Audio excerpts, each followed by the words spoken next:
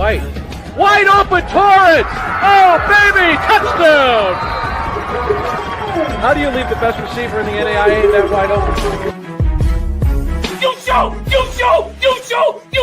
and that's what we do! Cat! You're proud of me? And it's caught! Oh my goodness! Troy Torrence comes down with it! Welcome all to NFL Bankroll Blitz right here on Pub Sports Radio. I'm joined alongside, as always, by my co-host, Troy Torrence. Troy, it was a rough week. We know that over the course of an 18-week regular season, there's going to be, if you can limit it to one or two, you're phenomenal. And that's what's happened thus far. I imagine that you are champing to get back to business here. How are you, my friend? You know, I have so many thoughts just based on that little opening statement you made. And I'm ready to get back into it. There's a few games that I'm really, really liking. I think I'm going to narrow my scope a little bit this week. But after you have a week like that, that's a rare week that I just had. Not just for myself. I feel like for anybody to lose like you lose in some spots, and just makes you wonder sometimes. And it's just a battle every single week. So coming in, it's a must-win week. It's time to go 1-0. It's a must-win. By the way, I'm completely exhausted trying to put in all the work to get to the point to make any type of good presentation today, because usually I would have all my T's crossed, my I's dotted, and I would have already gotten to the bottom line in most of these spots. That's not the case. So there's a lot of work to do, and we got the squad in here. So let's get to it, man. We do have the squad in here. Thank you guys for joining us. Our man Omar Gaudet going to be watching this after we record it. Hope all went okay at the hospital with the doctors, my friend. We are thinking of you. We love you, man, and very thankful to cap with you. So not sure what's going on, but our thoughts are with you, my friend. We got Fireside, Brett Sturgeon, Dougie Wise, Luca. Great to see all of you guys. AM, Old E, Action Jackson, Susie Easton, Wine Time Sports, Digging. We got Philip in the house, Christopher. Great to see all of you guys. Hino Ball, Luke Burrow. Thank you guys so much for joining us. There are a bunch of bets that I wanted to make in addition to the 4 that I've already made. And I just capping to the very last second. I've just been capping every waking moment. From the time I left the Monday night live stream, I've been capping every moment except for 4 hours of sleep. So 16 games. Last week, I don't know what it was with the card. I felt I was very pensive throughout. I only had 9 bets. I went 4 and 5 down 1.56 units.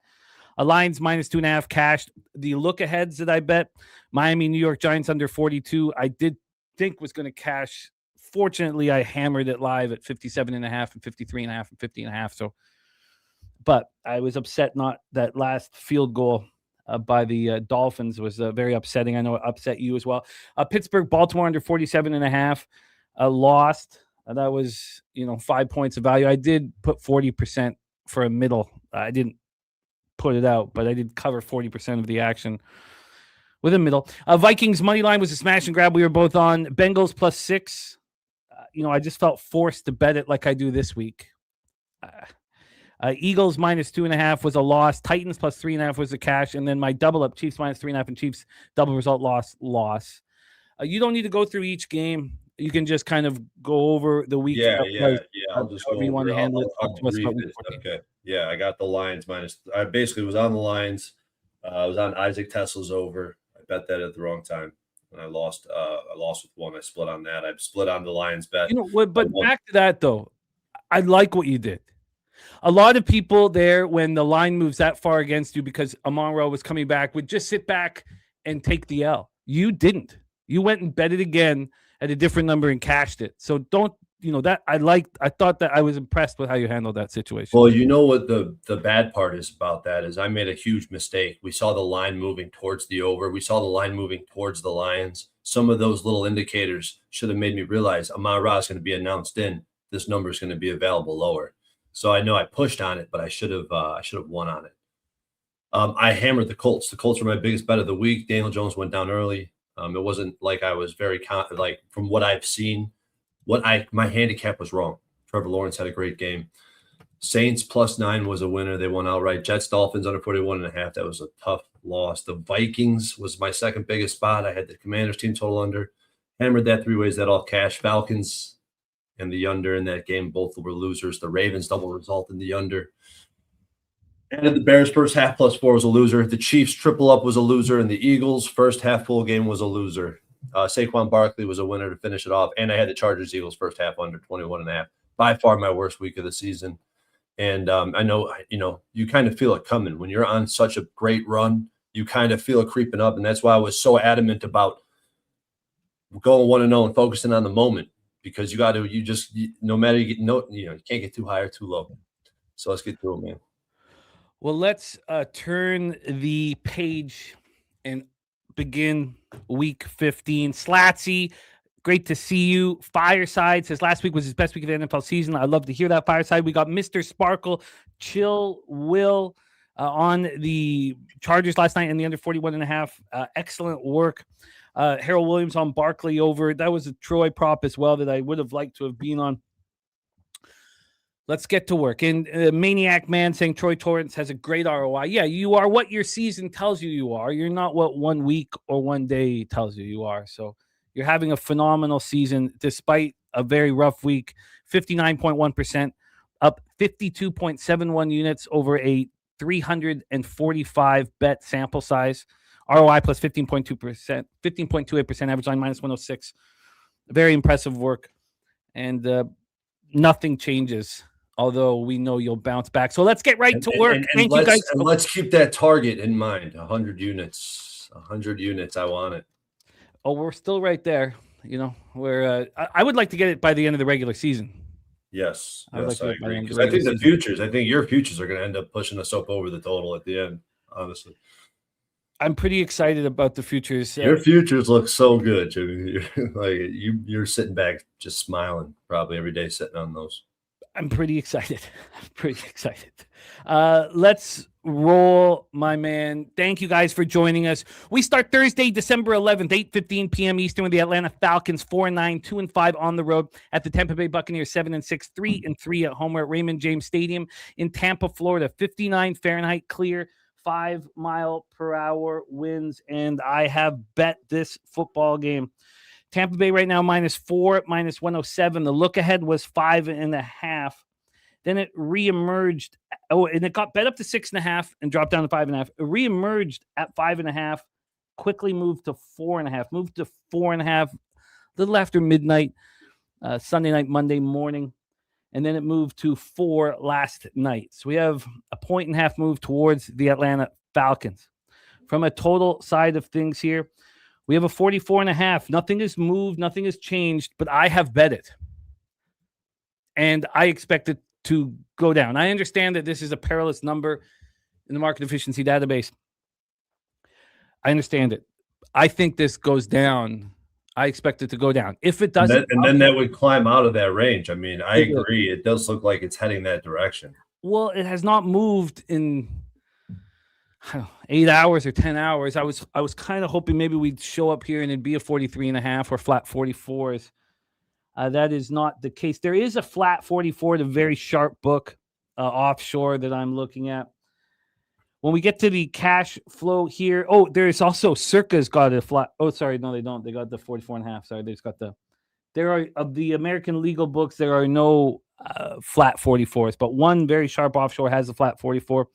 We have 67% of tickets, 79% of cash on the Tampa Bay Buccaneers, 60% of tickets on the over, 63% of cash on the over. I have not only moved on the full game under, I've also moved on the first half under. I have the first half under 22.5 at -111. I have the full game under 44.5 at -108. and I'm not against maybe adding more here. Vincent Hawkins with me on this first half under. Fireside says Bucks are reeling from one injury after the next. Harold Williams is not messing with the Bucks. I just hope I cash my over on the Bucks. I do have the Buccaneers to win the division from preseason, which is definitely not comfortable at this point with the Panthers' excitement coming out of the bye right now. AM backing up the under here. So it's first half, full game for me. Let's talk about the Falcons. Their game next week is at the Cardinals. So no look ahead, no concerns. Passing offense ranked 26th. Rushing offense ranked 12th. Red zone offense 17th, 57.9%. Third down offense is the second worst in the NFL at 30.1%. Passing defense ranked 17th. Rush defense 22nd. Red zone defense is ranked 12th. It's been pretty good all year. They allow touchdowns 55% of drives. Third down defense is 18th. Allow conversions 39.5% of the time. And this is a 13th ranked pass rush. It's been around that ranking for the entire year. Coming off their second straight loss in 7th in 8 games, 37-9 at home to the Seahawks. Noise canceled score was 24-11 Seahawks. It was 6-6 to begin the second half. Rashid Shaheed returns the second half kickoff 100 yards to the house. Raheem Morris will tell you, like, the whole team, they were just all like, they all just sunk their heads. It was strange. I mean, the Seahawks catch someone every single week. They just catch them on their heels on special teams, on defense. They just put points up on the board. I'm trying to not fade that actively, but it's hard not to see that every week and want to bet against that Seahawks team. So, but there's some, I mean, the Atlanta Falcons special teams are ranked 29th in the NFL, and the Seahawks special teams are ranked 3rd. So there is some proof of concept, because this is the 3rd week in a row that Atlanta has given up a huge kickoff return. We know that the special teams coach is getting fired here in a few weeks. Important to, but it's the special teams rankings, and we've had our guy Dennis Garcia discuss them. They're tricky to conceptualize and to put into your action. Right. I mean, is it punt? Is it punt return? Is it field goal unit? Like how much weight's go into that? That's a really confusing metric. So I've never really looked at it, but it's not like I really would have anyway. This is the first time we've really had more than a 30-second conversation about special teams all season. We've been beginning to talk about it more the last few weeks. True. Yes. As the Browns, as I lose with the Browns and bitch about special teams, I mean, it's only right. So after that 100-yard to the house from Rashid Shaheed, the Seahawks outscored the Falcons 24-3. It was 31-3, including that kick return. Kirk Cousins was 15-30 for 162 yards, no touchdowns, 2 interceptions. He makes everything look very difficult. Kyle Pitts led receivers with 6 catches for 90 yards. Bijan Robinson ran 20 times for 86 yards, caught 2 passes for 8 yards. He did lose a fumble. The offense couldn't deliver in the most important moments. I don't think that's going to change here. 1 of 13 on third down and 0 of 4 in the red zone. Now you could call that an outlier for how futile they were. The defense allowed the Seahawks to put up 6.3 yards per play. They allowed the Seahawks to go 6 of 13 on third down and 2 of 4 in the red zone. 13th ranked pass rush was held down by that tough Seahawks offensive line, held to 2 sacks, 3 quarterback hits. Mike Hughes did have an interception. Drake London missed his 3rd straight game with a knee injury. He's on the inactive list as well with defensive lineman Brandon Dorless. They are listed as questionable this week, and neither practiced today. They also have their edge, Jalen Walker. He was injured in the first half and is listed as questionable this week. My expectation is Drake London doesn't play. Now, that could change, obviously, tomorrow's practice and tomorrow's injury report. And Jalen Walker is the possible play. Let's talk about these Buccaneers next week at Carolina. Now, this is a hugely important game, but obviously they played Carolina twice in their last 3 weeks. Next at the Panthers. The Buccaneers passing offense ranked 23rd, and it looks weak. Rushing offense ranked 6th, and Bucky looks like a beast back in business. Red zone offense ranked 25th. Mike Evans can change that when he returns, but the red zone has been a problem. Third down offense ranked 19th. Maybe that's another spot that Mike Evans will help. Jalen McMillan will probably help both of those as well. Passing defense ranked 16th, rush defense 14th. Red zone defense is the 3rd worst in the NFL. They allow touchdowns 68.9% of the time. Their third down defense is weak as well, 40.1% conversion rate for the opposition. That's ranked 20th. Their pass rush is ranked 9th. Buccaneers coming off a tough 24-20 home loss to the Saints. Noise canceled score was 2018 Buccaneers. This is the 4-time division defending champion who've lost 4 of 5. They're in the first place tie with the Carolina Panthers. The offense continues to struggle. 4.4 yards per play in the loss. Baker Mayfield, 14 of 30 for just 122 yards, a touchdown, interception. He also ran 6 for 42. Chris Godwin led receivers with 5 catches for 55 yards. Bucky Irving ran 15 times for 55 yards, caught 2 passes for 26 yards and a touchdown. The offense couldn't move the sticks with the game on the line. 5 of 20 on 3rd and 4th down. That's the offense we're getting. Went 1 of 2 in the red zone. They allowed the Saints to go 5 of 11 on 3rd down, 2 of 3 in the red zone. The pass rush, 3 sacks, 4 quarterback hits. McCollum had an interception. Undrafted rookie Benjamin Chukwuma made his first NFL start, filling in for All-Pro left tackle Tristan Wirfs. Now, Wirfs was a limited participant in practice the last 2 days, so I expect him to be in. But now they've lost Bren Bredesen, their left guard. He's left in the second quarter with a knee injury. He's already been placed on IR. Tyke Smith, their defensive back, exited late in the first half with Stinger. He's supposed to be good to go. Hassan Reddick left with an ankle injury. Both Tyke Smith and Hassan Reddick are on the injury report listed as questionable. Mike Evans with the clavicle. Jalen McMillan. We have right guard Luke Haggard with his shoulder injury. And cornerback Benjamin Morrison with a hamstring injury inactive. So Wirfs, Evans, and McMillan were limited participants in practice. Luke Haggard and Benjamin Morris are off the injury report. So there is a couple of these players that they were saving, clearly, it seems. I don't know about saving, but understanding that they had a game on Thursday night and maybe bring him back on Sunday. Maybe they wouldn't be available for Thursday. So Luke Haggard, the right guard, is off the injury report. Left guard Ben Bredesen is done for the season. We expect Tristan Wirfs to come back. There's all these moving parts on this, both offensive line and defense. But what I couldn't get past is these offenses make it look hard. They make football look difficult. They make moving the chains very, very difficult. And this is going to be a highly contentious divisional game. First half under, full game under for me. Troy Torrence, take it away. So am I on mute here? No, I'm not. I was putting myself on mute because I don't want everyone to hear my keyboard as I'm slamming away. But I've grown wary of this spot. You know, I think back to last week and all the situations where my database let me down in terms of leading me in the right direction.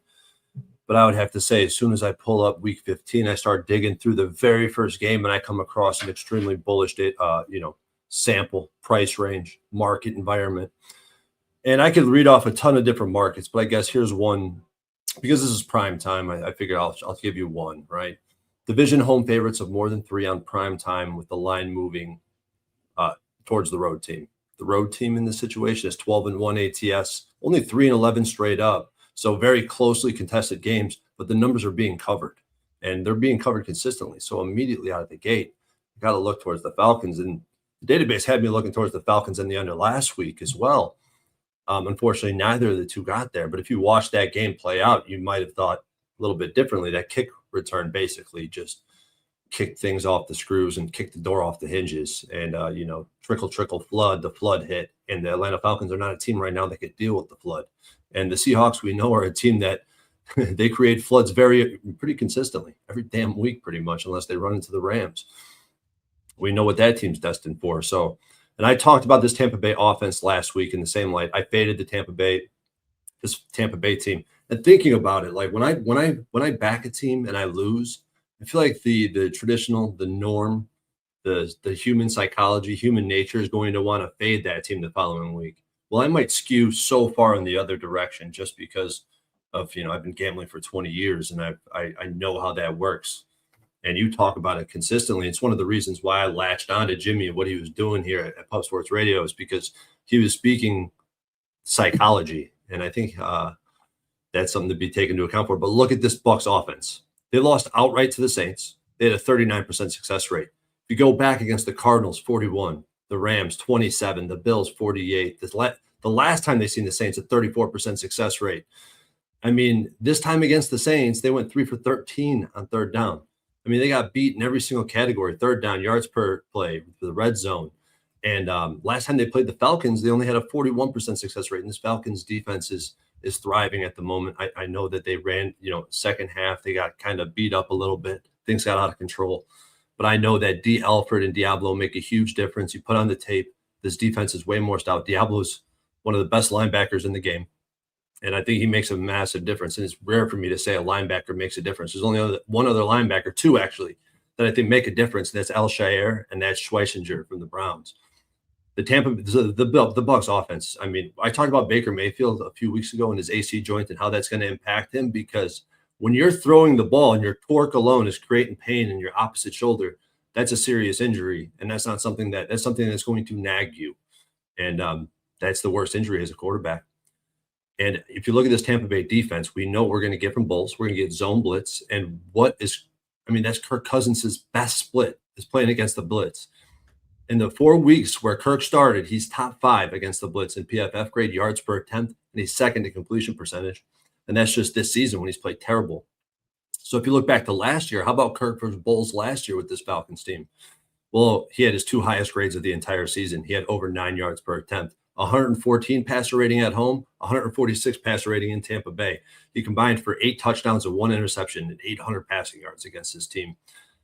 So I do think the Falcons are going to be able to create some offense here. I know they're missing London. That's a huge piece. He's a great wide receiver. He's a game-changing wide receiver. And on the opposite side of things, you got Baker Mayfield, who we've already talked about this offense. They're struggling. They're gasping for air. And you got Baker Mayfield, who's going to face heavy blitz. You know, obviously you got Atlanta, who is going to blitz at a very high rate, just like Todd Bowles. And I think that's going to create problems, especially with D'Alford and Diablo back in the lineup. And I'm on the Falcons. I moved on at plus 5.5 for a unit. I'm considering adding more. I think they're live on the money line. And I think what we found out about this Bucs team over the past week, and they could be getting healthier offensively, and that might make a difference. But I think that what we've seen early in the season, that magic is gone, and that makes sense. That late game magic that they were turning out one score wins is gone. So I'm on the Falcons 5.5. Look, I think you're on the right side.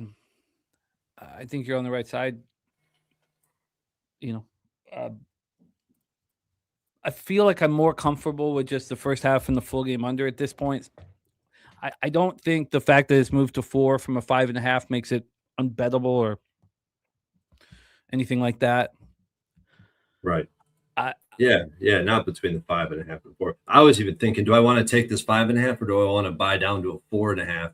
I was even thinking about buying down to a 4 at plus money, because this 5 number, I mean, it's actually been happening more recently for whatever weird reason, but it's not worth very much. Definitely not like 10, 15 cents. Yeah. The right move was probably to take the 4.5. Yeah, I honestly, I am unsure if there are players on the Falcons or coaches on the Falcons that have thrown in the towel. And I would bet against it. If I had a free bet right now, I certainly would be on the Falcons. I just feel like both of these offenses are making things look very difficult. And I'm betting against the Bucs off a loss. They've been looking terrible lately, and they're still laying way over a field goal here, which I think is fair. Like, it's not like the number's surprising me, but still, it's still a pretty strong number in my opinion. I know the Falcons look terrible, and I have high opinions of the defense. So, well, at this point, it's just the first half under 22.5 minus 111 for me, and the full game under 44.5. I think I got that at 107. No, 108. At this point, that's all it is for me. But I agree with the look on the Falcons, and it's not impossible for me to get there with you and to join. So that's our Thursday nighter, Thursday, December 11th. Troy on the Falcons. I'm on the first half under and the full game under. We move on to Sunday action. Sunday, December 14th. Cleveland Browns at the Chicago Bears, Soldier Field in Chicago, Illinois. So I bet the look ahead. Bet the look ahead at 39.5. It's freezing cold in Chicago, 12 Fahrenheit on Sunday for this game at 12 p.m. Eastern or Central, 1 p.m. Eastern. Partly sunny, 12-mile-per-hour winds. The winds have been, getting slightly stronger as the days have gone past. Then Sanders throws for 346 yards or whatever it is. 364 yards, 3 touchdowns, and it re-emerges at 41. My first thought was, I got to get on this first half under. I'll let go. Like I'll just take, the loss sort of thing with the, getting in early. But it got bet to the under. It's now a 39.5. And the 20.5 that I really meant to bet before the show started, I was just too caught up in getting everything prepared for the show that I didn't. It's now a 21. So I'm going to have to pay for the 20.5 if I want to add the first half. And I do. And I meant to bet it before I got here. I was just caught up. Also, I want to fade the Cleveland Browns after what happened last week. I want to fade them. I want to be on both the Bears double result, which was minus 140 when I was looking at it before. Let me just see what it is now. And I'm also interested in the 7.5 on the Bears as well. Look, I loved what Shedeur did. And you know me, Troy, I just want to bet against, I want to fade excitement. Every chance I get in my life, I want to bet against excitement. Shout out to our guy, Big Show Picks in the house, our new Locker Room Talk podcast, our new Locker Room Talk show premiered tonight. It's out, final UFC event of the year. Shout out to our guy, Big Show. So let's get into the line history and the cash flow. So we're back at 39.5. You could have bet this at 41 where it opened, it reemerged.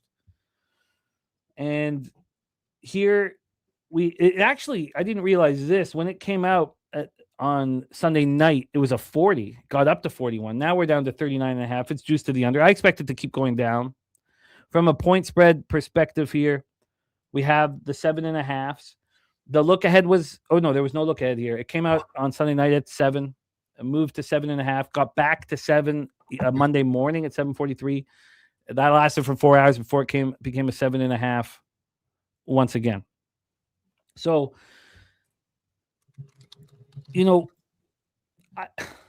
I wasn't going to move on the Bears minus 7.5 before I got here. I was going to move on the first half under in the Bears double result, but again, 16 What's games. that price? Do you know the price of that double result? It was minus 140. Minus 140. Yeah. Wow.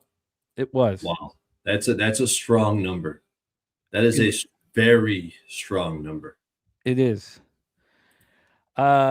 Ski Profit says 4 total touchdowns. Still got my wrist up. Look, I'm a fan of Shedeur.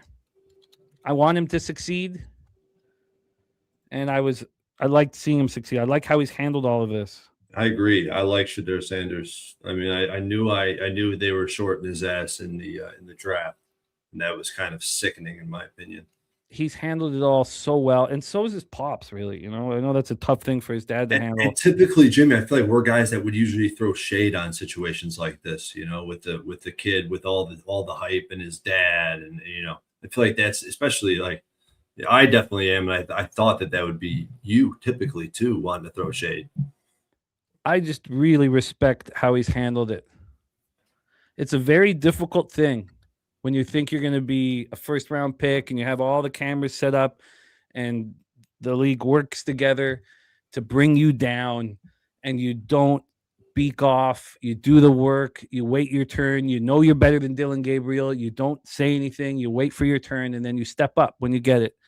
I think he's going to be a quarterback in this league for a long time. I mean, he's done what he's done in 3 games, what Dylan Gabriel couldn't do in 8 games. I don't think there's a comparison. I don't know why. Whatever. It's ridiculous. It is so ridiculous. It's ridiculous. Here I am betting on the Browns with Gabriel. I should be betting on the Browns with Sanders back. Well, I did fade the Browns with confidence this week. Yeah, you did. And I was fortunate. We'll go over that. Like they didn't really, they didn't put together a better football game. It's just that if we go over every noise canceled score, it shines on the Browns. What does that mean if that happens week after week after week after week after week? I mean, something's wrong with the coaching. It's every week. And who's the other team? I made a note. I'll find it. Yeah, there's 2 teams. That the Browns are one, and there's another team that continue to just put up noise cancel scores that they just can't win games. It's insane. It's insane. We have 82% of the tickets, 81% of the cash on the Chicago Bears. That's a surprise to me. And I think that will change. I think the public will come in. We have 68% of tickets on the over, 62% of cash on the under. Let's start with the Cleveland Browns. They host the Bills next week, which will be fun. Passing offense ranked 31st, rushing offense ranked 30th, red zone offense 16th, third down offense 29th. Their defense, pass defense ranked 10th, rush defense ranked 2nd, even though, good God, did they get gashed by Tony Pollard, career high 161. Red zone defense ranked 16th, third down defense ranked 10th, and this is the number 1 pass rush in the NFL. Browns coming off their second straight loss, 5th in 6 games, falling 31-29 at home to the Titans. Noise canceled score was 34-22 Browns. It's crazy. Browns outgained the Titans 412-292. Shador was excellent. 23 of 42, 364 yards, 3 touchdowns and interception. He also led a stagnant rushing attack, which is, on him too. He's got to make sure that he can create an offense that can get Judkins and the give them the opportunity to eat as well. Sanders joins Joe Burrow as the only rookie quarterback in NFL history with at least 350 passing yards, 3 touchdown passes, and 1 rushing score in a game. That's what we're talking about, the 5th round draft pick. Imagine the other franchises. What clowns. Harold Fannin Jr. had 8 receptions for 114 yards and a touchdown. You were believed in him from the get-go.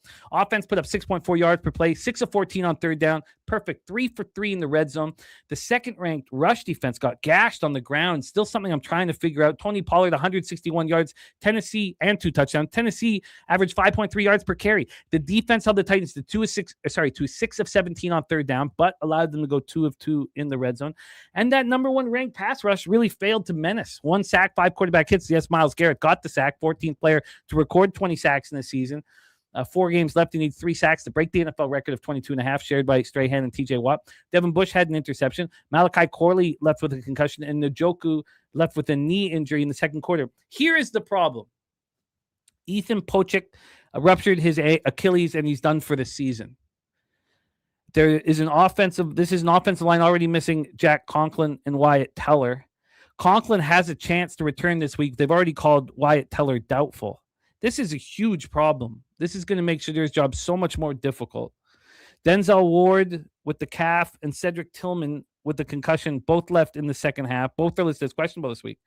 The Pochik loss is huge. Let's talk about the Bears. They host the Packers on Saturday night. Remember, we got Saturday night action next week on the 20th of December. Passing offense ranked 19th. I mean, after what Ben Johnson said about, the Packers, which we will go over, that game is huge. So that is a question I want you to touch on, whether you think this is a look-ahead spot where the Bears have their focus on hosting the Packers on Saturday night. The 3rd-ranked rushing offense, the 19th-ranked red zone offense, the 5th-ranked third down offense. Passing defense ranked 24th, rush defense ranked 24th, red zone defense ranked 24th. They allow touchdowns 61.9% of the time. Their third down defense ranked 15th. They allow conversions 38.7% of the time. Their pass rush ranked 26th. Bears come in off a tough 28-21 loss at the Packers, snapped their 5-game winning streak. Noise canceled score was similar, 29-23 Packers. Caleb Williams, 19 of 35 for 186 yards, 2 touchdowns in the pick. He also ran 4 times for 15 yards. With Rome Odunze out with a foot injury, Luther Burden led receivers with 4 receptions for 67 yards. Odunze is listed as questionable this week. Bears went 8 of 16 on third down, 2 of 4 in the red zone. The defense couldn't get stops with the game on the line. They allowed the Packers to go 8 of 12 on third down and put up 6.5 yards per play. This 26th ranked still 26th ranked pass rush. Was so quiet, did nothing. 1 sack, 1 quarterback hit. CJ Gardner had an interception. And then Kyler Gordon suffered a groin injury in warmups. That's a problem. He's listed as questionable this week. Take it away here, Troy. A very fascinating spot. Browns Bears. So, tricky spot. Obviously, I'm coming off a game where I lost with the Browns. I had a money line parlay with the Rams, and I lost with the Bears. So I've lost betting both these teams last week. Obviously, I pretty much lost almost every bet I made last week. So that's not a surprise. But I find this to be an appealing spot to back the Bears, just like you do. And I didn't get to give my spiel last week on Ben Johnson and what he's been capable of doing with this offense and he's making this offensive line grade out in the top 5 by he's protecting them with his scheme. He got beat in the first half last week. LaFleur out-coached him and came out red. It's like this with Ben Johnson. I mean, you come out versus a team like the Steelers and you think that they're gonna run the ball a lot, right? Keep Caleb Williams away from the pass rush, stay away from those turnovers, run the football on the Steelers. Ben Johnson comes out and throws the ball 18 times in a row at one point in that game. I mean, you come out against this against Philadelphia, and he immediately impacts the game, in my opinion. He wins the coin toss, takes the ball, then marched the ball down their throats slowly, methodically, took the air out of the stadium. I mean, they didn't get points out of that, but I mean, I feel like that set the precedent for the game. And then I just can't get over Ben Johnson. You watch his play calling, the sequencing, the run blocking schemes that nobody else is doing in the NFL. And he changes the gap integrity by manipulating the offensive line, manipulating the motions. And he's to me is certainly a top 5 coach. I want to call him probably the best offensive coordinator in the NFL. Just looking at what he's been able to do, year over year with the Lions last year and with the Bears now. And I do see improvements, steady improvements from Caleb Williams. You talk about him from under center, talk about his ability to do play action. I think play action is going to be a heavy part of their scheme. And why I think Ben Johnson and the Bears are going to have success in this game is simply because of coaching. You watch this Browns defense get out coached against the New England Patriots and another play caller I respect, McDaniels. And I feel like you're going to see very similar things with the Bears. I mean, what are the Bears able to do? Very good. It's run outside the tackle, right? And that's where the Browns suffer, because if they get beat, if they get reached on the edge, the man coverage behind them have their backs turned to the ball. It's usually one-on-one with the linebacker, one-on-one, and they have great linebackers. Don't get me wrong, but at that point, you're already giving up 3-4 yards. So I do like the matchup for the Bears offense. I think the Browns defense is great, but I feel like you're just going to get a ton of screens. You're going to get a ton of run. You're going to get play action with Caleb Williams back to the defense. So we got to take care of Myles Garrett, obviously. But I do think the Bears have a good matchup offensively. The defense is hard to figure out still, because Dennis Allen, I feel like he continues to adjust to his personnel, from man coverage, the fire zone I've been talking about. Trying to find out the balance of what that balance looks like with this new look defensive backfield. Deshaun Wright, Brisker, Byard, Jalen Johnson, is Gordon. What's his deal? The linebackers are starting to come back. So I feel like we don't know who this Bears defense is quite yet, but I do believe that this offensive line can produce. And I love, you made some good points about Shedeur Sanders. Obviously, he elevates the entire offense just by stretching the field vertically. He's clearly gives the offense way more explosiveness through the passing game, and that opens up the running game. And, like I said, Gabriel couldn't do what he did in 3 games in 8. So, yeah, I think, you get Sanders in his first road game versus a competent team. I want to say first road game, he was in Las Vegas. I don't know how much of a road game that really is. People walk right through Las Vegas and don't even realize the team was playing defense. But, so, I mean, I think I would consider this his first game on the road against a competent football team, off the best offensive performance we've seen from the Browns all season, outdoors in cold weather, against a Bears team who knows they need a W. They have one of the best coaches in the NFL, and they're coming off a loss, and they're playing an inferior opponent. I like the Bears. I'm going to move on the double result. And I will probably have a teaser as well, because the history of this market is favorable for the Chicago Bears. Especially on the money line. Straight betting the money line is something I would consider. Now, quickly before we move on, and Troy, moving on the Bears double result, which I will be moving on tonight as well. Slatsy saying Tony Pollard ran for 161 rush yards versus the Browns. What will the Bears do? The Bears, if we believe Pro Football Focus, the Browns have the second best rush defense in the NFL. Was that an outlier, what happened on Sunday? Or is this a much worse rush defense than the statistical profile is leading us onto? I don't know. It's really sketchy to me. I didn't get to watch the film on that game. I did have it up on the side screen, but all I seen was just no help over the top. You get past the first level, and essentially there's no one behind you. And they got into that a little bit last year too, where you just see massive a hole open up and no one in the secondary or in the second level with the linebacker position is there. So I don't know if it's like intentionally designed bad scheme. I don't know like what's going on. That was egregious in my opinion. See, it's interesting what AM's saying because he says, I definitely agree with the look towards the Bears, but if you subscribe to the buy low, sell high theory, Browns are the ultimate buy low spot after losing outright at home to the Titans, defense embarrassed. I don't think that's the case because of Shedeur throwing for 364 yards. I don't think this is the buy low. Yes, they lost to a team with one win, but I still think that people are going to look at the Browns with rose-colored glasses this week because of Shedeur Sanders. Do you think this is the ultimate buy low? Because I think everybody's going to think about what Shedeur did and not necessarily the final score. What do you think about what AM's saying? I agree with what you're saying. That's definitely playing a role. And I do agree with what AM's saying. I feel like you could stand on either side of that spectrum. So I'm just going to revert to the cash flow. And right now at action, you see 50 to 60% of bets on the Browns, 53% of bets, 59% of cash on the Brownies. And I think the line is still, it's came back a little bit now, but it got up to 8th. I don't mind it. I mean, as long as it stays above 6.5 to me, I'm feeling comfortable with the Bears. And Bryce is saying whole world on the Bears. I don't believe that will be the case. Schweiss is amazing for a rookie. Schweiss is going to be a Hall of Famer if he stays healthy. I don't believe this will be the case come Sunday. And if it depends what sites that you're looking at. Again, because I just gave you Odds Logic's, numbers of 82 and 81. If you go to the Action Network, they tell you that 52% of the tickets and 58% of the cash are on the Browns. So it's let's roll on Troy on the Bears double result. I'm going to move on the first half under in the Bears double result. Do I want to use the Bears as a money line parlay type spot? I'm not entirely sure. I certainly don't. At that point, it'll be my 4th or 5th unit on the game, and I certainly don't want to have too much on it. So there's some good teaser options out there. I'm interested, I should say. You are pretty interesting, Jimmy. All right, let's move on. Let's move on to the next spot on the board here. Next spot on the board is 1 p.m. Eastern. Baltimore Ravens 6-7, 3-2 on the road. Cincinnati Bengals 4-9, 2-4 at home. Paycor Stadium in Cincinnati, Ohio.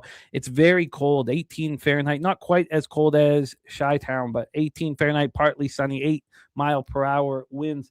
Let's get into the line history here for this Ravens spot. We have the Bengals plus 2.5 at minus 107. The look ahead was 3, got bet down to 2.5. It reemerged at 2.5. That 2.5 was heavily juiced towards the Ravens. That surprised me. Moved to 3, back to 2.5. We talked about this game on our live streams. I had to bet it. Look, I was not comfortable with the Bills situation with the market, and yet the Bengals still cover and should have won that game if Burrow didn't throw those 2 picks. They're up 10 points in the fourth quarter. How many teams lose up 10 points in the fourth quarter? It's rare. I see a very sharp book right here that has just moved it to 2, but they also they're one of the books that had it at 1.5. They did open it up at 2.5, but they moved it down to 1.5. So they've now moved it towards the Ravens, even though it's not quite what the market has here. So let's take a look at the total here. I am on the Bengals plus 2.5, minus 107. We have a total at 51.5, minus 115 to the under. I'm very interested in trying to get underneath this total. I wanted to talk it out because, especially after what we've seen, the Ravens-Steelers game goes way over and the Bengals-Bills game goes way over. So I just wanted to talk it out first here. So let's roll. We're going to start with the Ravens. They host the Patriots next week, and every game is extremely important to them right now. It's 6-7. Passing offense ranked 27th. Rushing offense ranked 19th. Red zone offense ranked 30th. And third down offense ranked 21st. We thought that this offense would find their way and that Lamar Jackson would find his way. That does not seem to be the case, although we did see Lamar Jackson run. And, that Isaiah Likely touchdown would probably change the optics of the Baltimore Ravens. Their defense as soon as Alohi Gilman came over, has changed drastically. Absolutely drastic in their statistical profile. They have now the 9th-ranked pass defense, the 9th-ranked rush defense, the 9th-ranked red zone defense. They allow touchdowns 52.8% of the time, and the 11th-ranked third down defense, allowing conversions 37.6% of the time. Their pass rush is a huge problem. It's a huge problem. And the whole OA for Gilman, I get it, but I thought they were going to have something in mind to save the pass rush. And you know, I'm waiting for it to, there's just nothing. It's just a silent night. Ravens coming off a disappointing 27-22 loss at home to the Steelers. The noise canceled score was 26-26. Cash flow wise at this point, 82% of the tickets and 75% of the cash are on Cincinnati. 91% of tickets and 93% of cash is on the over. Now, DraftKings has moved this to 52.5 from a 51.5 opener. I still want to get underneath it. That's still what I want to do. The noise canceled score of Ravens Steelers was 26-26. Ravens outgained the Steelers 420-318. Lamar Jackson was 19 of 35 for 219 yards and a touchdown and a pick, but he ran 7 times for 43 yards and touchdown. That's what we need to see more of. Zay Flowers led receivers with 8 catches for 124 yards. Derrick Henry ran 22 times for 94 yards, caught an 8-yard pass. Ravens outgained the Steelers on the ground 217-34. If you told me that the Ravens will have outgained the Steelers on the ground 217-34, I would, think, well, how much did the Ravens win by? It was the largest rushing advantage by a losing team since 2022. Jacksonville outran Indianapolis 243-45 and lost 34-27. The Ravens finished 10 of 22 on 3rd and 4th down and were just 2 of 6 in the red zone. Defense held the Steelers to 6 of 14 on 3rd down, 2 of 4 in the red zone. They did, though, allow the Steelers' weak passing game to put up 284 yards and 8.4 yards per pass. Yeah, multiple explosive plays deep down the field because Marlon Humphreys is the worst cornerback in the NFL, and they continue to put him out there, and people get excited that Marlon Humphreys and guys like Terry and Arnold are coming back when really they're bums, and he's washed. It was egregious watching them get gashed from the first play of scrimmage through the air by Aaron Rodgers and DK Metcalf. Was shocking. He's given up 90 or more yards in 3 of his last 4 games, and like 80 or more yards in like 6 of his last 7. Like he's bad. It's a problem. So you now have, a secondary that's getting gashed. You have a 30th ranked pass rush that was invisible, 0 sacks, 1 quarterback hit, and Keaton Mitchell, who looked really good, he left with a knee injury. Now Harbaugh says he's day-to-day and okay. Let's talk about the Bengals. Next, they're at the Dolphins. Passing offense ranked 13th, rushing offense ranked 20th, red zone offense ranked 17th, third down offense ranked 7th. Pass defense is ranked 28th, and the rush defense is ranked 31st. These are problems that have plagued them all year. Red zone defense ranked 28th. They allow touchdowns 64.3% of the time. Their third down defense is second worst in the NFL, allowing conversions 47.8% of the time, and their pass rush is 28th. And it's been decent without Hendrickson. It's been decent. The Bengals coming off a tough 39-34 loss at Buffalo. Noise canceled score was 32-27 Bills. Joe Burrow was 25 of 36 for 284 yards, 4 touchdowns, 2 interceptions. The interceptions were Burrow's first in 4 starts this season. It kind of came out of nowhere. He lost for the first time in 9 starts dating back to last year. So no matter what, the Bengals are guaranteed to finish with their fewest wins since 2020 when Burrow was a rookie. T. Higgins led receivers with 6 catches for 92 yards and 2 touchdowns. Zach Taylor's come out and said that we have the concussion-like symptoms have reappeared Sunday night and Monday morning. He's back in protocol. Not only do I think T. Higgins doesn't play here, but they'll have to have a chance to win the division for him to come back. If they don't have that chance, I don't think T. Higgins plays again this year. And again, that's just trying to read through the lines. And the run game struggled. Samaje Perine and Chase Brown combined for 18 carries for 54 yards. Bengals were 10 of 12 on third down and 3 for 3 in the red zone. The rest of the NFL will be so lucky if this team doesn't make the playoffs. But the defense couldn't get stops with the game on the line. Bills were 9 of 15 on 3rd and 4th down and 3 of 5 in the red zone. Pass rush finished with 3 sacks, 5 quarterback hits.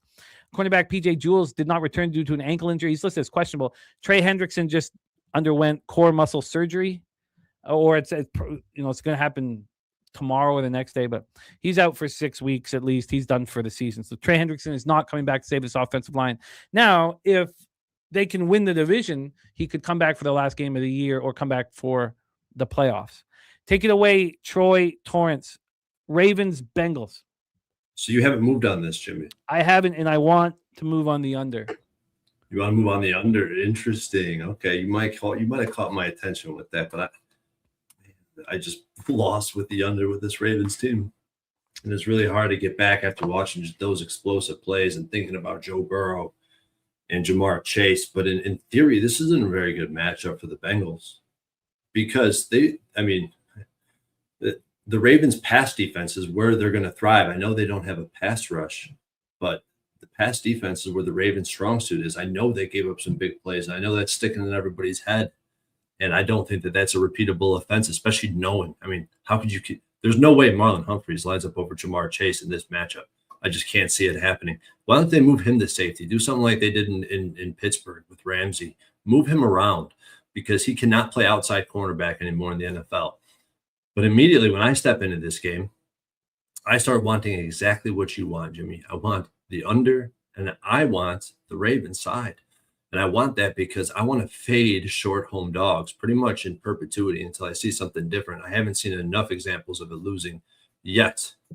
And losing with a team like the Philadelphia Eagles yesterday in that spot, or the Colts who lose their quarterback, that's not going to take me off a bet, take me off a market that I've been very successful with historically. And if you look at this market type, home dogs that open short home dogs that open less than 3 and that close as dogs, as long as this line don't flip, they get hammered. And in weeks 10 or later, it only gets worse. In weeks 10 or later, it's 10-1 straight up and ATS and not 8-2 to the under, Jimmy. So I do see all under trends in this market history, even with the total being above 44. That even makes the under look even more appealing. And I love the fact that this is in division. I mean, that's really what I'm focusing on here is divisional market. So the market is really where I'm putting my foundation in this matchup because it's really hard to build a case for this Ravens team from a matchup perspective. I talk about this team every week, going back to the Dolphins. I keep broken record time, but I think it's worth it, especially looking at this Ravens offense. First, the Dolphins weeks ago, right? Lamar comes back. He puts a 46% success rate against the Vikings, 45. Against the Browns, 44. Against the Jets, 35. Against the Bengals, 37. So he's just continuing to drop down. And then finally, he spikes up against the Steelers to Lamar Jackson, 48% success rate against the Steelers. And this is the best offensive game they've had in months. And that was in a losing effort. So that's really hard to try to get behind because I know there does seem to be apparently problems. This Ravens pass rush does not get home. We're talking about Joe Burrow being able to sit comfortably in the pocket. But at the same time, you have some fantastic pass defenders on the opposite side. Omit Marlon Humphrey. If you can get him out of the scheme, the defense was better when he was injured. So I don't know if you could watch tape and just take him out. We'll see. I can't imagine that the coach is watching tape and not saying, like, we got to do something about this because it's just continuously happening. He grades out per PFF as the worst corner, but if you watch the tape, when he's press coverage, he doesn't make any contact. When he's playing the clouds, he gets beat over the top or right under his nose. This guy's got to go. I can't believe I talked this much about Marlon Humphreys. But the Bengals, I mean, I feel like the Bengals are in a sell high spot too after what they've been able to do the past 2 weeks and watching them beat the Ravens on prime time. Everyone remembers that. Everyone, they just watched, they think the Bills were supposed to lose that game and the Bengals were supposed to win. And I do believe that the defense, the defense has looked great over the past few weeks. It's looked terrible last week. I mean, this defense, per the usual, you get too far in either direction, you're going to regress. So I do think the Ravens, the question is, for me, when I'm betting the Ravens, I haven't moved on this game yet. Are the Ravens going to commit to the run?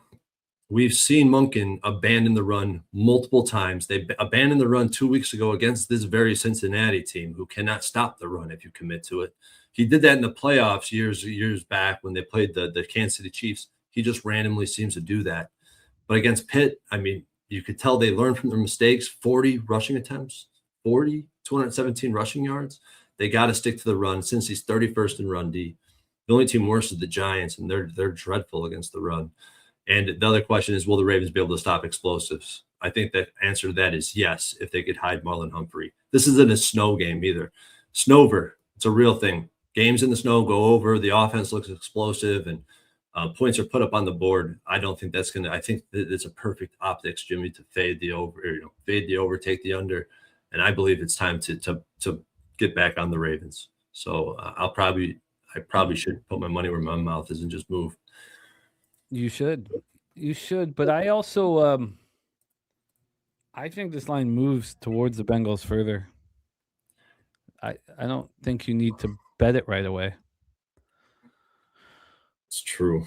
I do think that there are question marks, whether or not they're legitimate or not, about whether or not the Ravens are a sinking ship. And I don't care. So, but T. Higgins is going to be announced out. So will that then, balance this? Would I expect the line to move over towards? If T. Higgins is out, this is probably going to move to a 3. I don't think it will, man. The Ravens have just done nothing to inspire anybody. I wonder what would the score have been if the Ravens had gone to Buffalo this past week. You think the Ravens would have been up 10 in the fourth quarter about to beat the Bills? I think there's real problems in Baltimore. I agree. Why are they favorites? Why are they favorites on the road? But, you can't mess with the statistical profile. I mean, the Bengals are 4-9. They've won 2 games at home all year. I know it's not, Burrow is not the part of it. Their defense is horrific, and they have no Trey Hendrickson. They're better when Burrow's in. They're 500. That's a better record than Lamar Jackson and the Ravens. Try again, please. I would not expect that. Amon-Ra had an ankle injury, and he's dealing with concussions that the issues aren't going away. It was a lateral sprain, not a medial sprain, too, to the ankle, so he was able to return pretty quick. I would bet tape would clean that up. I would bet somebody, like if there was just a bet whether do you think T. Higgins plays? I would bet heavily, and I think that it would be plus money, clear plus money for him to play. But we'll see. Again, when you're talking about injuries and I'm just trying to read through the lines. He's certainly not practicing this week. We know that though. But let's roll here. I'm taking a flyer. I'm taking the Ravens on the money line, minus 135. All right. Ravens minus 135. Now, Troy, remember we talked about, I did not want to bet the Bengals last week. It made me sick. I did not want to do it. And I got the exact same feeling here. I don't want to do it. I don't want to be on the public side. I don't want to do it just like last week. But I am going to be moving on these unders. I'm going to be moving on these unders. I might be joining you. I don't think there's any rush on that either. But when Higgins is announced out, it might drop a half point. T. Higgins. Yeah, it'll drop more than that. It'll drop to a 51, I bet. So I am going to be moving on these unders here. And I get why you're on the Ravens. I completely get it. And I understood why people wanted the Bills. I completely got it. That, this is such a public, it's a sickening thing here. An absolutely sickening thing. Wow. Mozenia saying that Circa showing 98 on the Ravens. Wow. Where do you sorry, so it's 98% money on the Ravens. I'm looking at Circa right now. They have 87% of the tickets, 92% of cash on the Bengals. And they've moved it from 2 to 2.5, which would tell you that the Ravens are the side. I'm looking at it right now. Okay. Jimmy, I think I have to join you on the under, man. I like it. I like it. All right, let's roll on. And again, Mozenia, that's the tricky thing about what we're dealing with. What sites to believe, what sites to trust. But I can tell you that Odds Logic's telling a completely different story with Circa. 87% of the tickets, 92% cash on the Cincinnati Bengals. Okay, let's roll on here. Troy has moved on the Ravens money line. Look, if you cash and I lose $300 on the Bengals, it's great for me. It means my futures are alive and well, that they can win the division. I guess it feels like a hedge. Interesting, Mozenia. Interesting. I'm getting it. Yeah, but I mean, that's part of what we have to deal with. All the different sites telling us different stories, and if you trust VSiN over Odds Logic, that's totally legitimate. There's no. It's a gray area. I can't tell you. No, we don't know who's wrong and who's right. All right, let's move on. Next up for us, 1 p.m. Eastern, we have Los Angeles Chargers 9-4, 3-2 on the road at the Kansas City Chiefs, 6-7, 5-2 at home. Arrowhead Stadium in Kansas City, Missouri. 21 Fahrenheit, partly sunny, 3-mile-per-hour winds. Let's get into the line history here for this one. This one's going to be a beauty. Our total here is a 41.5. The look ahead was 44.5. It got bet down to 44. It reemerged at 43.5. Now we've dropped 2 points to 41.5. From a point spread perspective here, that's a big move. From a point spread perspective, the look ahead was 4.5. It reemerged at 4. And since it's been at 4, we've had 7 cents of movement towards the Kansas City Chiefs. We go to the cash flow here.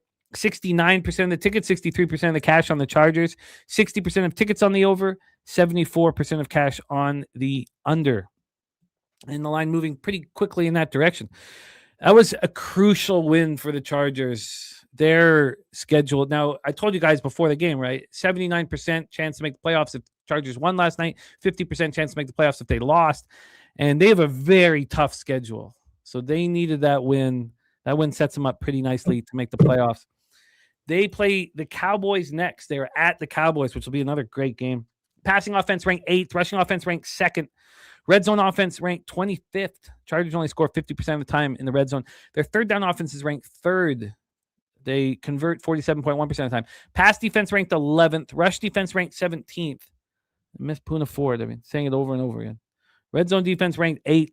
They allow touchdowns just 52.5% of the time. Their third down defense ranked 4th. They only allow conversions 34.4% of the time. And they have the 20th ranked pass rush.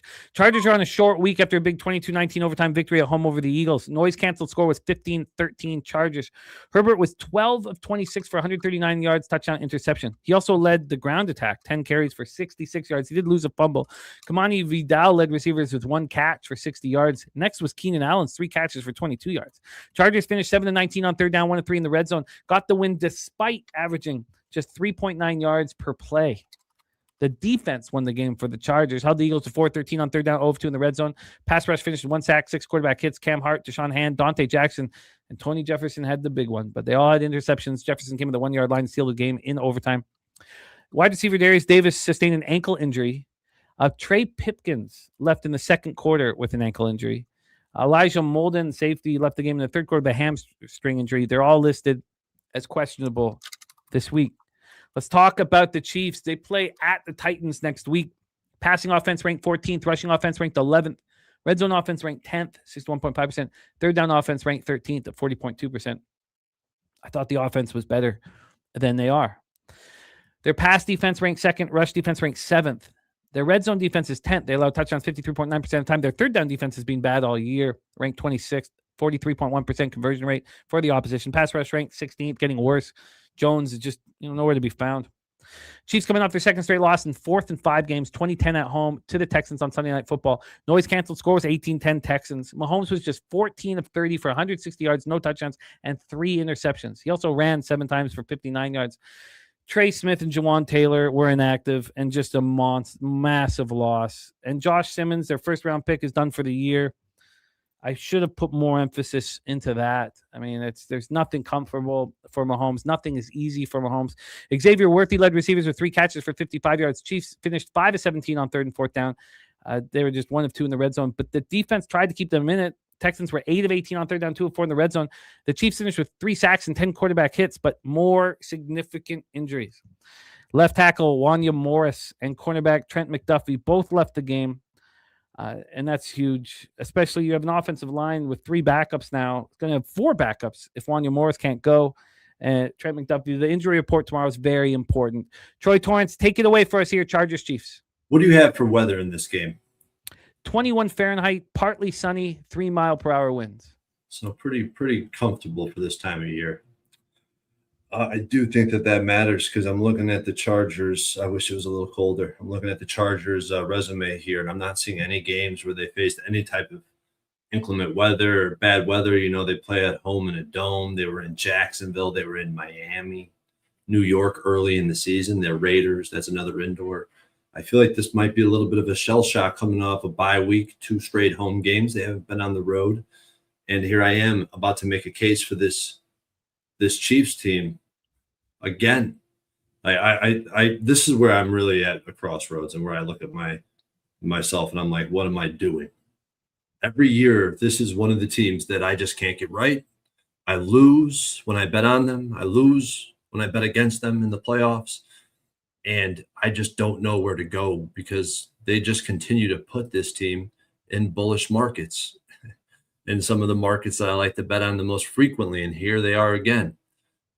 And do I want to fade this Chargers team again? I believe that, Hurts gifted them 4 picks. They still needed a miracle to win. I mean, if Brown doesn't trap that pass that gets picked, I just can't believe that they lost that game after thinking that this is a team that's going to be able to pull out those close games. And they moved. I just don't agree with anything this play caller does. I talk about how terrible that Eagles play caller was. I think the Chargers were gifted that win completely. If the Eagles gave them the ass whooping they deserved based on the performance that they put out there, I believe that this number would be up over 6. Because if you look at Herbert, he did not look healthy. He looked like he was unhealthy. He was uncertain. He was hesitating. We know he likes to hold on to the football. He's behind an offensive line that allowed a 63% pressure rate. Herbert also, you watch him play, he's stepping on eggshells. You could tell that hand is in his head. If you watch him at the end of the game, he was running away from the reporter because I feel like he was embarrassed by his performance, to be honest. I saw Harbaugh run up to him, all excited and emotional and animated about getting the win. And Herbert was like, eyes down. He didn't want to make eye contact. I think that's the sign of a guy that's injured and that's concerned about his health status moving forward. And I want to fade that. He went 12 for 26, 5.3 yards per attempt. He took 7 sacks. You know who else was applying pressure? Kansas City Chiefs. They have 66% of Stroud's dropbacks. He was under pressure. And obviously, Mahomes was under a ton of pressure last week. And it's the Chiefs pendulum. Like the offense plays good, then the defense looks like shit. Or it's the defense plays good and the offense looks like shit. They can't put it all together. The wide receivers can't catch passes. 26% of Mahomes' attempted passes were dropped by his teammates. And I think that's, I would argue it's closer to 40%. Some of those passes that hit the receivers in the hand that were thrown behind them clearly were not included in that. I counted 8. And so I think that if I'm going to bet on this Chiefs team, I don't know. Like, if they drop passes, then they're going to drop passes. I guess I can't change that. I want the Chiefs. I want the Chiefs in this game. I want to fade the Chargers, but I don't have the guts, man. I don't know if I have the guts because this is a team, like if you heard my rhetoric and my sentiment on this team for 3 years, it was all about fading them. And I had some success during the season fading them, but then I'd get to the playoffs and I would just continue to hammer. So, yeah, Jimmy, what do you think, man? Well, the first thing I think about is the Jacksonville Jaguars. They've had my number this year. So last week I was like, look, I think you're right. I think you guys are all right, but I got to stay away from betting games that they're involved in. So that's the first thing. I liken it to that. The second thing is I sort of saw the quarterback play from Herbert a little different. It's pretty easy for me to romanticize sports, and I really saw a leader out there. Oh, yeah, running for first downs. I mean, it was heroic. Don't get me wrong. But his emotions after the game, the way he was holding his hand as he was getting tackled, his demeanor was telling me that he was not confident. And that's why he was running the football so much. Like, there were some plays where he dropped back. They called him that. They called him a quarterback keeper. That was not a read option. He was keeping that the entire time. It was brilliantly executed. I love Justin Herbert, and he's a warrior, and he could go out there and give another great effort. But I just feel like he's one hit away, man. He's one hit away for sure. Everybody is. Everybody is. That's not saying much. Slatsy says Chargers gave us 7 sacks last night. Spags will be blitzing all night against this banged up Chargers O-line.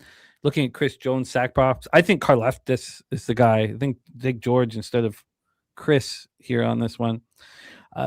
We have a Ski Prophet joining us. Ski Prophet saying, I'll keep saying this, the Chargers can run block. They cannot pass block. They should be able to run on the Chiefs with Hampton and Vidal combo. Feels like Chiefs are done, honestly. He says too many injuries. They were sealing that edge quite more than I thought they would. Yesterday, they sealed the edge like 3 or 4 times. And that's against the Eagles defense. The Chiefs defense should be easier to do that. He says Chiefs no run game to expose the Chargers' weakness. There have been times this year where Pacheco and Hunt have looked like a good combo. And maybe it was when Pacheco hurt his knee. Maybe that's what changed things.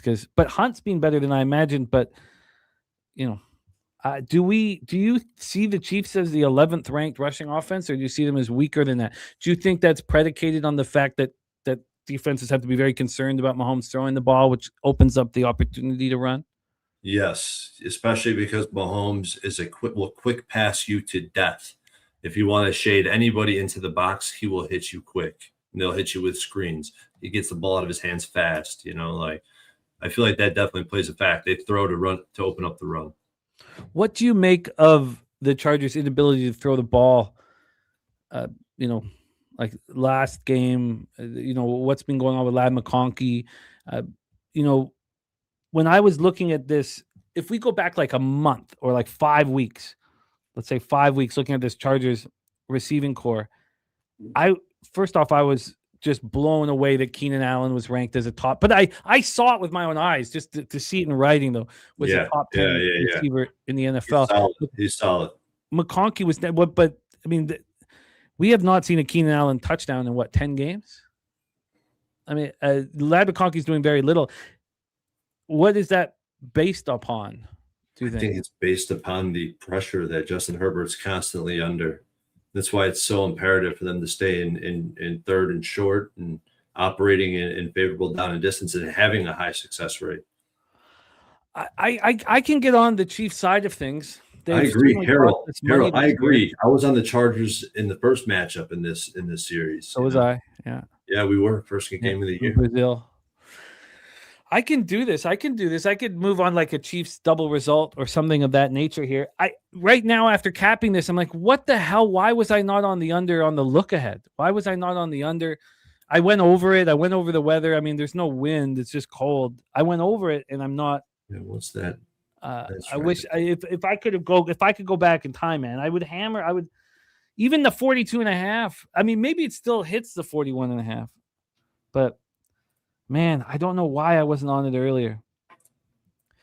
I mean, I don't mind going back to the well on losing bets. My bigger concern is going back to the well on winning bets. That's where my ROI is the problem, not losing bets.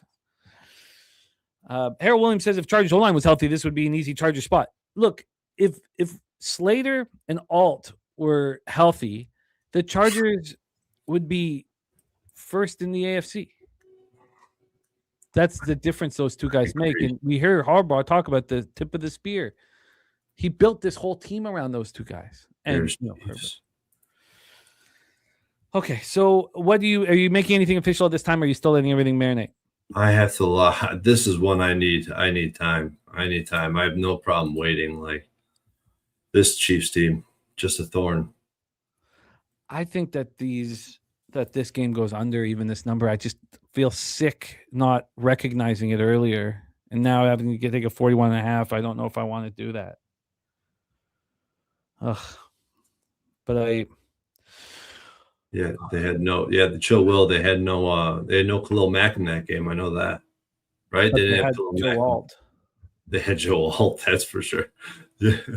All right. But people don't realize this. One great tackle could pull that whole entire offensive line up. Oh, and he's phenomenal. And you don't have Rashawn Slater, man. All right. So I guess you have talked me towards the Chiefs double result. I don't know if I'm going to need to say with that, but I just, again, I feel like, how did I not realize this was a slam dunk under? I should have I should have.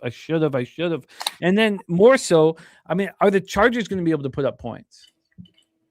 Maybe it's more even in that. I mean, I never bet the dog team total under ever. Unless I'm certain they're going to do nothing. Like it's a rarity. I often bet favorites team total unders when I like the dog. But here it's just, are the Chargers going to be able to put up points? And also, I do believe this. And Dizzy on the other side and stuff like that. I think the Chiefs are going to give 100% everything.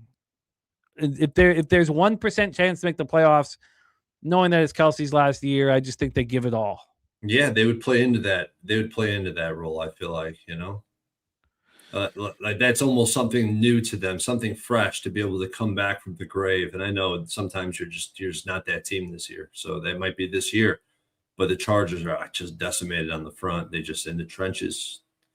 It's not good at all. Pete Creamer talking about that Reed fourth down call was a mistake. I'm still astonished. Just beside myself. That's such a tough call, though. We were going up against the Texans defense, and that just creates it's 10-10. Yeah. What have they done? What has that offense done to give them any? You don't give oxygen to these teams. I thought you were talking about the play call itself. No, I agree. Punt that shit. Agreed. It's absolutely insane. Okay. That game was fun to talk about. Let's roll on here. And that's another thing. Just before we roll on, if the line moves towards the Chiefs, don't think that's going to add to anybody's confidence. That's not been helping. So let's roll on. Next spot on the board, another absolute beauty. I know you're all over this, and I wanted to too. So this was the only other bet I was going to make before we came here. You have led me there. So, one of the things that you can't help with your subconscious, if you know somebody you respect's on a certain bet, plays in your head. But I wonder if I didn't know the side you were on in this game, if I would have just gotten there on my own.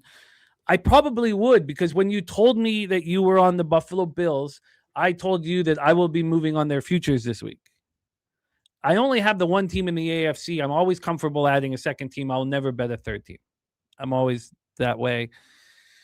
Let's roll. Buffalo Bills, New England Patriots. Bills 9-4, 3-3 on the road. Patriots 11-2, 5-2 at home. We're at Gillette Stadium in Foxborough, Massachusetts. We have 30 Fahrenheit, snow showers, but just 6-mile-per-hour winds.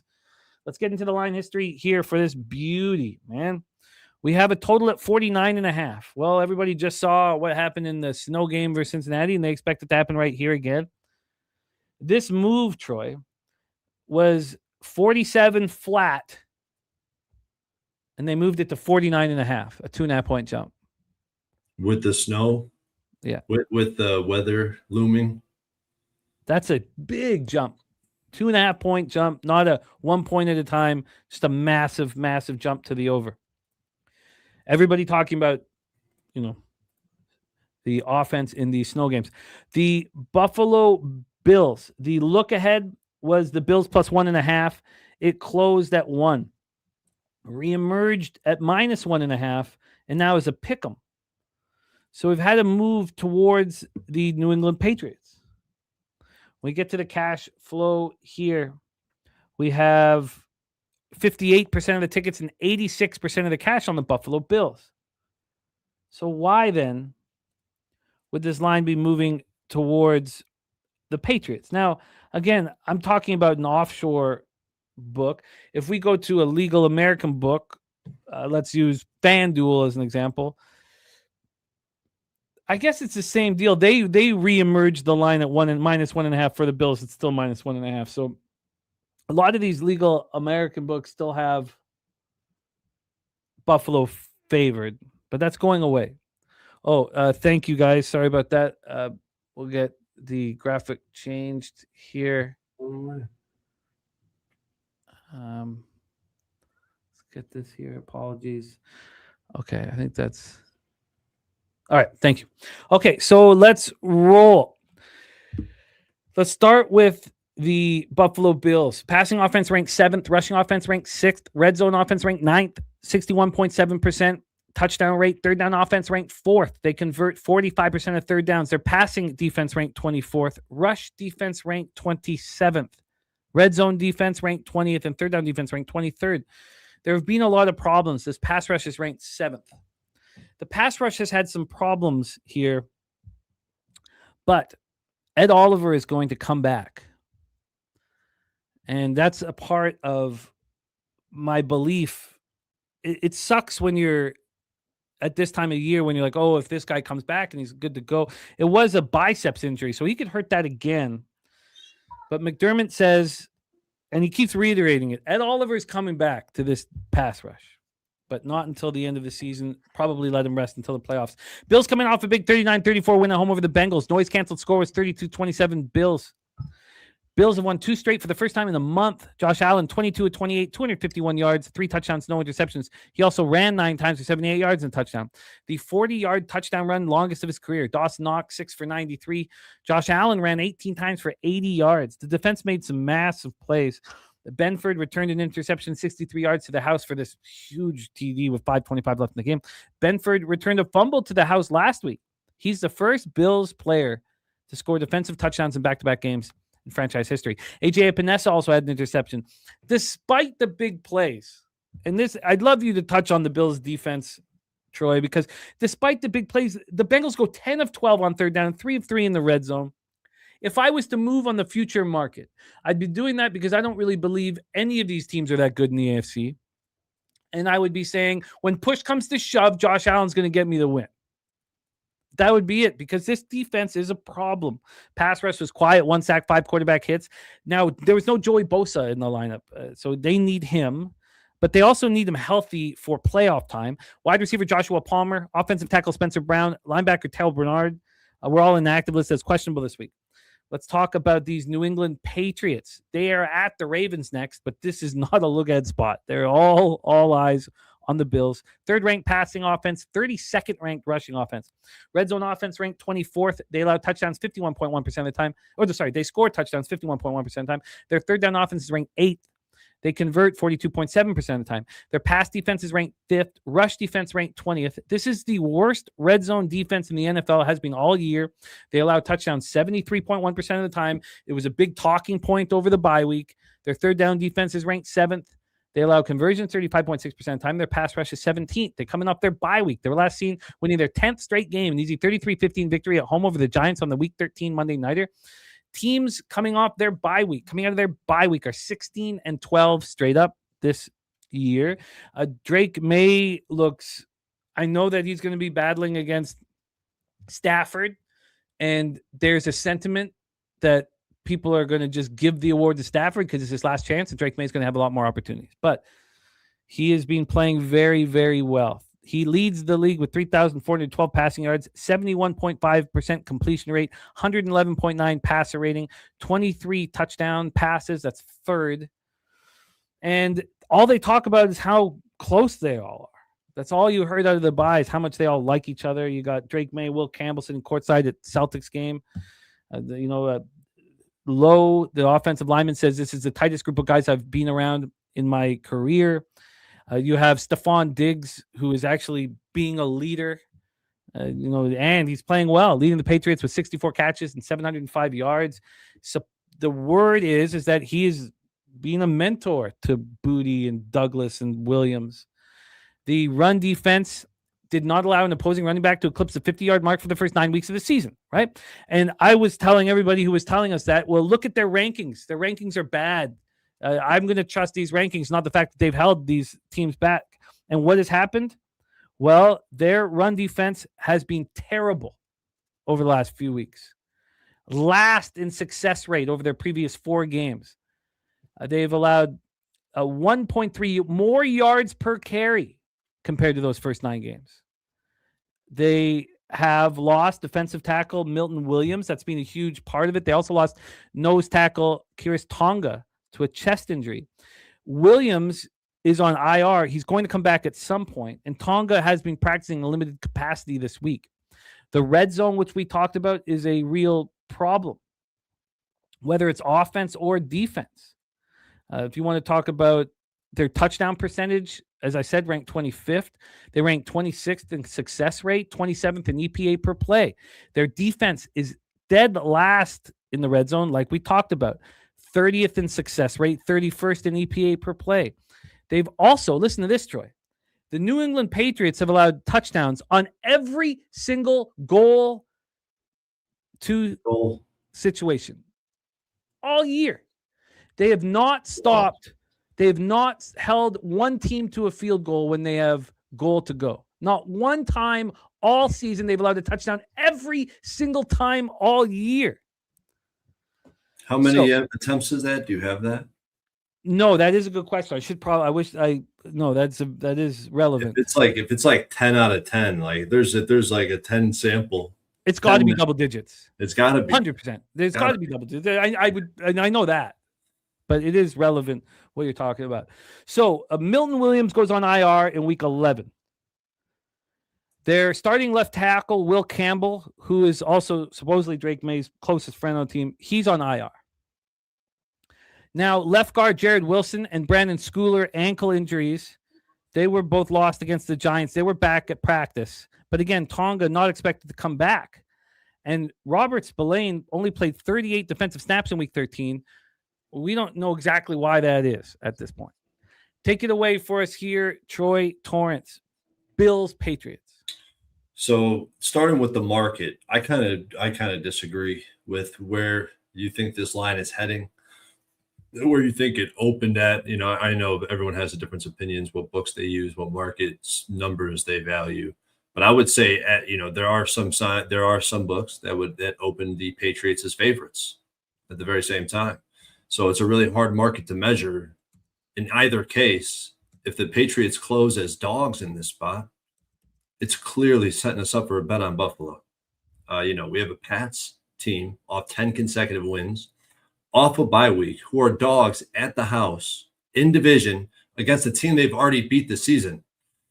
And I know you talked about all the cash flow on the Bills, but if you look at action, the numbers I log into the database, 60% of the bets and cash are on this Patriots team. The history of short home dogs in division, you want to fade them. And, if you look at PFF and if you look at the resume, the Patriots have the weakest strength of schedule on this entire season. So that I just dropped some heavy weight there that I don't even know how much we have to get into the matchup to know that the Bills must be betting this spot.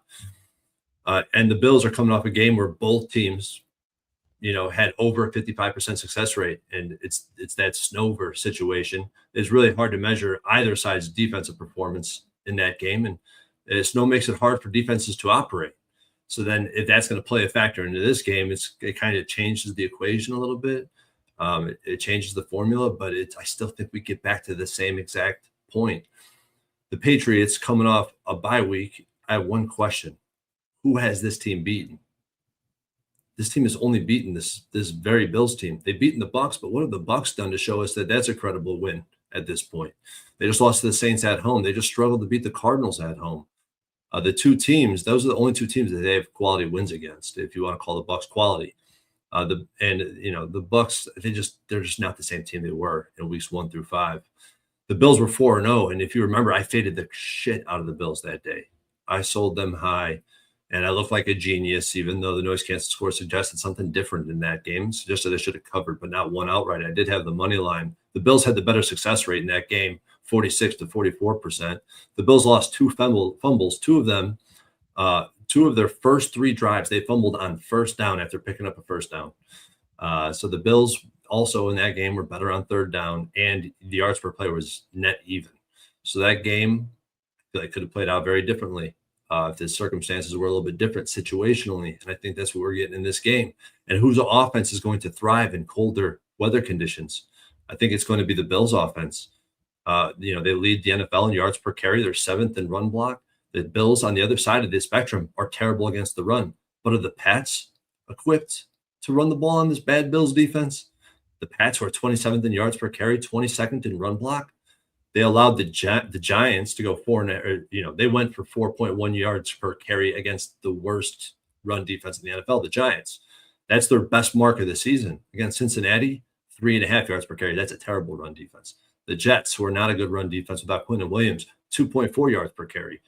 And now they're without their best offensive lineman. Will Campbell is their best offensive lineman. You got the 2-headed monster of rushing monster on one side in Cook and Allen, and you got Ramondre and Henderson, who both grade out below average. And I think Henderson's, he's catching a little bit of the slighted in that case, but I think the offensive line is just not creating a lot of lanes for him to run. They're not built to run the football, and they're not built for this type of weather condition. The Bills are. And I think this is a spot, like I already said, there's too many spots. There's too many reasons to like the Bills. I'm on the Bills money line. I'm on the Bills -1, -105. The money line, I got a -110. And I'm going to be adding to this position every single day as long as the Bills are favorites. And what did you get? Bills -1, -105? -105. I also think that we can't bet the Bills double results. That you need to give Josh Allen 60 minutes. So I think you got to cut all of it. You need Josh needs the time to cook. So I don't think Bills first half. Not saying that they can't cover first halves but I just feels like you need to give Josh Allen every single second of opportunities here. Look, I'm right with you. I'm right with you. I don't know if it'll be a 2-unit spot for me. It'll probably just be 1 unit, but I'm right with you. And do you agree with this total moving to the over? The total moving to the over, yeah. If it's going to snow, I don't want to get involved with the total if I don't know if it's going to snow or not. There's snovers. Snovers are the real deal. They happen. Like every game I watch where there's snow on the ground, like enough snow, not just a drift of snow. I'm talking about snow on the turf. But if we could get 15-mile-per-hour winds, it'd be a different story. It's just. Oh yeah, absolutely. What's the wind look like? 6-mile-per-hour winds. It's very little. Now that can change, but it's there's no concern about winds at all. So, well, I'm going to join you on the Buffalo Bills, and I will be moving on the future market for the Bills because if they win this game, those futures will change pretty drastically. All right, let's roll. Well, wait, just before we roll on, what do you think of the Bills' futures? It's just really hard. I do think their offense is built for success in the playoffs. The defense, I just struggled because they're going to run into, I guess the Ravens would be my biggest concern, but they're not the rushing juggernaut they once were. What team's going to be able to run the football down their throats? They can create splash plays through the air. I feel like once their pass rush is healthy, it's just, will they be able to stop the run? And that's the question. I mean, the Chiefs ain't even in the playoffs. So I don't know. Yeah, it's tough. Not a lot of AFC teams are teams that run the football. AFC's weak. AFC's soft, man. Vulnerable. All right, let's roll on to our next spot on the board. Those were two fun games to cap. Next spot on the board for us, we had 1 p.m. Eastern, Washington Commanders 3-10, 1-6 on the road at the New York Giants, 2-11, 2-3 at home. We're at MetLife Stadium in East Rutherford, New Jersey. We have more snow showers, 33 Fahrenheit. We have a slightly more wind at 9-mile-per-hour winds. Let's get into the line history here for Commanders Giants. We have Washington right now +2 at -110. The look ahead was -2. It got bet to -2.5. It reemerged at +1.5. Now it is +2. From a total standpoint here, we have this at 47.5. The look ahead was 47.5. Reemerged at 46. It's climbed up to 47.5. Maybe it's the snow showers here as well. Then cash flow for Washington, New York Giants. We have 66% of the tickets, 65% of the cash on the New York Giants, 66% of the tickets, and 94% of cash on the over. So let's talk about it. The Commanders' next game is at home versus the Eagles. Passing offense ranked 9th, rushing offense 14th, red zone offense 5th. They score touchdown 65.7% of red zone opportunities, and their third down offense is ranked 16th, 39.1% conversion rate. Passing defense is the worst in the NFL. You just watch J.J. McCarthy throw for 3 touchdowns. 32nd. Rush defense 23rd. Red zone defense 27th. They allowed who didn't throw for 3 touchdowns? Or maybe he did. Bo Nix. Did Bo Nix throw for 3? Bo Nix probably. I mean, against the Commanders. Yeah. I mean, I just got JJ. I mean, we were both on the Vikings with confidence. Yeah, right, Which came out of this breakdown on Tuesday. We both got there on Tuesday. We weren't planning on it. Third down, defense ranked 25th, pass rush ranked 22nd. Commanders coming off an ugly 31-0 loss at Minnesota. Noise cancel score looked a little better, 28-10. Jaden Daniels was 9 of 20 for 78 yards, no touchdowns to interception, while running 4 times for 16 yards before he supposedly re-injured his elbow. But Dan Quinn says he's fine. He's listed as questionable this week. He says that Daniels is sore, but there are no long-term concerns. I'm not sold on. He could play this week. So our whole thought before was that there's no chance that he's playing. There's a chance now. Again, Dan Quinn made it sound like he's fine. So that is now the market's telling you that it's Mariota. But as a gambler, maybe you prefer Mariota. Mariota came in, was 2 of 4 for 30 yards and an interception last time. I mean, he looked terrible, but Terry McLaurin led receivers with 3 catches of 41 yards. Chris Rodriguez had 10 carries for 52 yards. Commanders were bad, man. 4-13 on 3rd and 4th down, 0-2 in the red zone. The defense couldn't get stops when it mattered. Vikings went 8 of 13 on 3rd and 4th down and 4 of 4 in the red zone. Pass rush finished with 4 sacks, 6 quarterback hits, and 13-year veteran tight end Zach Ertz hurt his knee. It's confirmed he tore his ACL. The New York Giants, they host the Vikings next week. Passing offense ranked 18th, rushing offense ranked 8th, red zone offense ranked 29th, third down offense ranked 11th. They convert 41.1% of the time. Passing defense ranked 24th. As the Commanders take the field with the worst pass defense in the NFL, the Giants take the field with the worst rush defense in the NFL. They're also the 29th ranked red zone defense at 66%, third down defense 21st. They allow conversions 40.7% of the time, and their pass rush is ranked 14th. Giants coming off their bye week. They were last seen suffering their 7th straight loss, tough 33-15 setback at New England, and Week 13's Monday nighter. And as I said already, these teams are 16-12 coming out of their bye so far this year. I only have the straight up numbers. Abdul Carter, he's a big part of this story. So he was benched for the start of the second game in 3 weeks. So twice in the last 3 weeks, Kafka has benched him. Kafka has repeatedly told us that it's his decision alone. So Carter did not play the entire first quarter after sitting out the first defensive series 2 weeks earlier against Green Bay. Carter says, quote unquote, I've got to be better. He got his first full sack.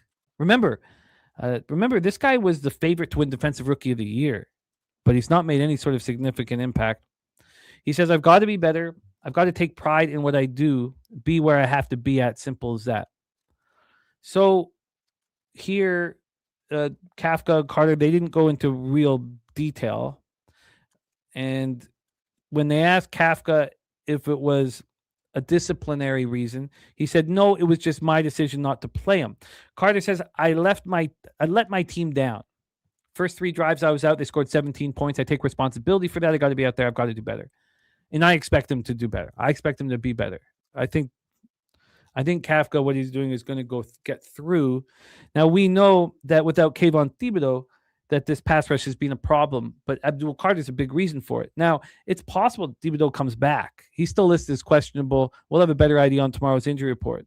But you could have Kayvon Thibodeau back, and you could have Abdul Carter with some fight in him. We have Jackson Dart, who needed the week off. He's been evaluated for concussion over and over and over again. He's missed 2 games due to a concussion. The offensive line has been very good. They also have the 10th ranked rushing offense, 123.5 yards per game. Devin Singletary averaged 5.7 yards per carry and a rushing touchdown against the Patriots. And all of a sudden, Wan'Dale Robinson's one of the best slot receivers in the NFL. There's a lot to be excited about with the Giants. But I've never faded a team that lost 31-0 the week before ever. And I'm very hesitant to do it here, even though it clearly feels like you'd want to buy in on the Giants here off of the break. I can't sell a team as low as the Commanders are. We sold them at a beautiful spot. But now, after a 31-0 loss, Troy Torrence, take it away for us, Commanders, Giants. So check this out. And this is from reading something in the chat because I profiled this market. I've talked about fading short home dogs as consistently as possible.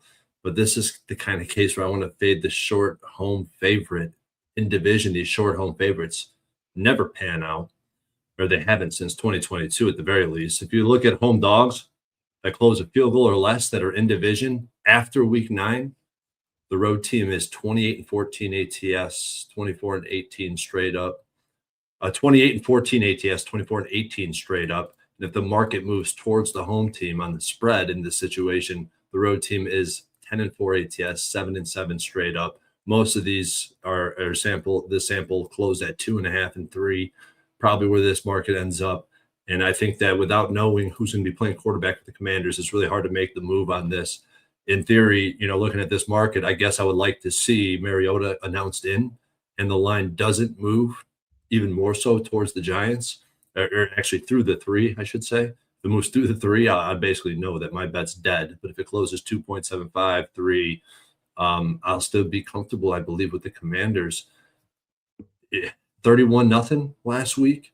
I mean, it was a terrible spot. It was their first game on the road in over a month. That's a huge variable moving forward every year. Bankroll Blitz, we just have to talk about that because those teams get hammered more times than not. Not more times than not. I'm talking about 3 times. It's like flipping a coin with 75 heads and 25 tails on it. And, the public was aping in on Washington. The quarterback got announced in. The line wasn't really moving towards them. It was kind of fluctuating early in the week. We didn't know. But after it was all said and done, it started steaming towards the Vikings, which was kind of a bullish move. The Giants, they're coming off 2 road games with a huge step down in class. They played 2 very difficult teams. Dart is his second game back. I can't tell if it's a good thing or bad thing, to be honest. Regardless, Dart is the future of this organization, in my opinion, as long as he stays healthy. And he has to brighten up. He has to sharpen up or something. This kid is reckless in terms of his behavior, both on and off the field. When he's having his media, you could just tell he has a reckless personality as a quarterback, which can be very good, could also be very detrimental. And I don't know what to make of this Giants pass rush. Constantly just falling down the charts from top 5 to 14th over like the past 4 or 5 weeks. The front, I believe, is starting to quit. We already know they didn't want to defend the run, and now their pass rush ability has fallen off. And it makes sense. I mean, all but one of their guys is above 25 years old. Most of them are 28, 29 years old. They got one young rookie on the edge, and he's a good player.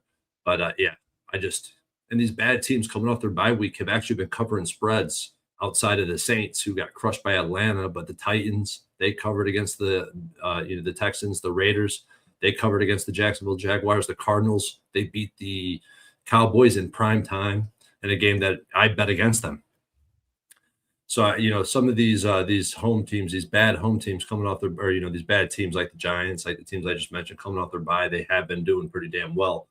And they're favored in this matchup. I had not moved on it yet, but just that last spot was so bad. Commanders coming off a game where they take the 10-2 Broncos to overtime, a tough loss in front of the entire world. Then the Commanders go play the Vikings, who are desperate, the most desperate team in the NFL, and they get completely embarrassed from extreme high to extreme low. I feel like usually when we see that, the pendulum swings and comes back in their favor. So I'm looking towards Washington, but I haven't bet it. I get it. I mean, there's just there's no chance here. Again, I've never faded a team that lost and was shut out ever in my life. 31-0, anything like that. So I'm not going to do it here.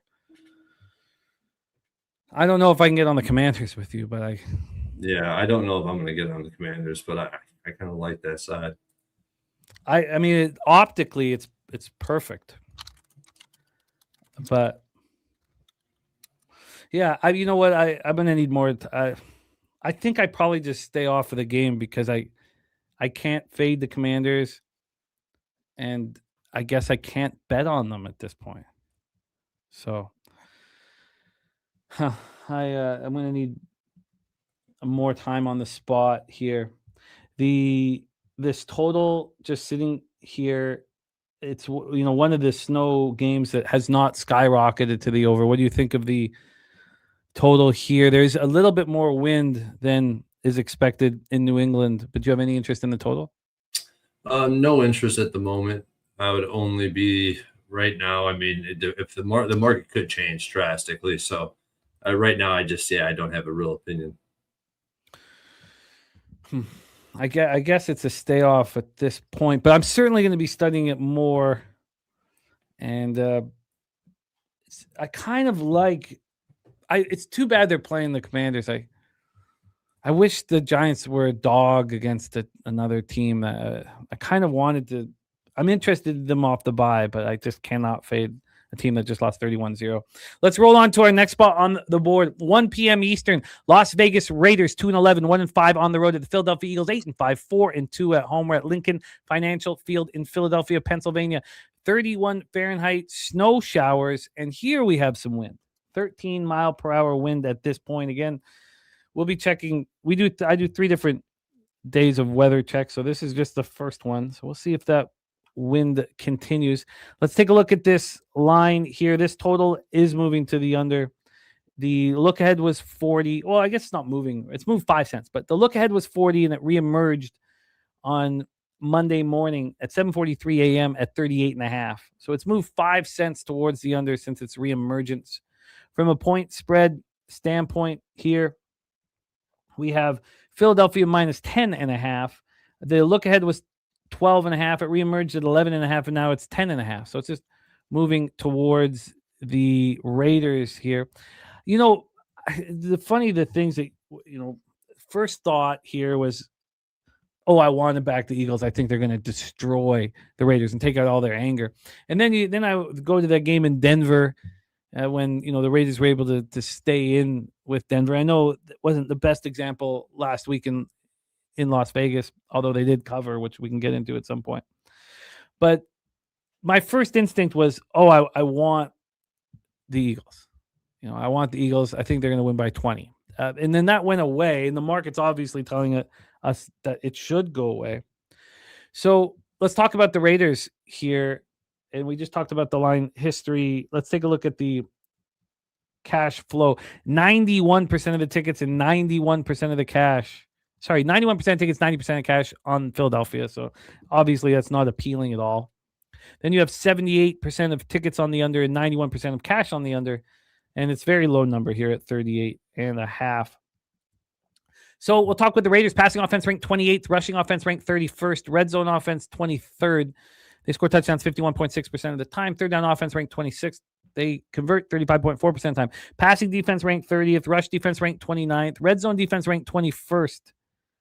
They allow touchdowns 60% of the time. Their third down defense is the third worst in the NFL, allowing conversions 46.8% of the time. Their pass rush ranked 23rd. Coming up, their 7th straight loss, 24-17 at home versus the Broncos. Noise canceled score was 24-18, so it's pretty much the same score. Raiders, the Broncos outgained the Raiders 356 to 229. Geno Smith was 13-21 for 116 yards, 1 touchdown, no interceptions, before injuring his right hand and shoulder and being replaced by Kenny Pickett, who came in and went 8 of 11 for 97 yards, touchdown, no interceptions. And Pete Carroll said that Smith's hand was cut and his shoulder really locked up, but there was no significant damage, and he expects Geno to be here this weekend. But he's listed as questionable. We'll get a better idea on the Wednesday injury report. Brock Bowers had 4 catches, 46 yards, and touchdown. Ashton Genty ran 10 times for 30 yards. The offense went 4 of 12 on 3rd and 4th down and 1 of 2 in the red zone. The defense tried to keep the Raiders in it. Broncos were 8 of 15 on 3rd and 4th down, 2 of 3 in the red zone. Pass rush had 3 sacks, 6 quarterback hits. And Max Crosby had 2 more tackles for a loss. That's 25.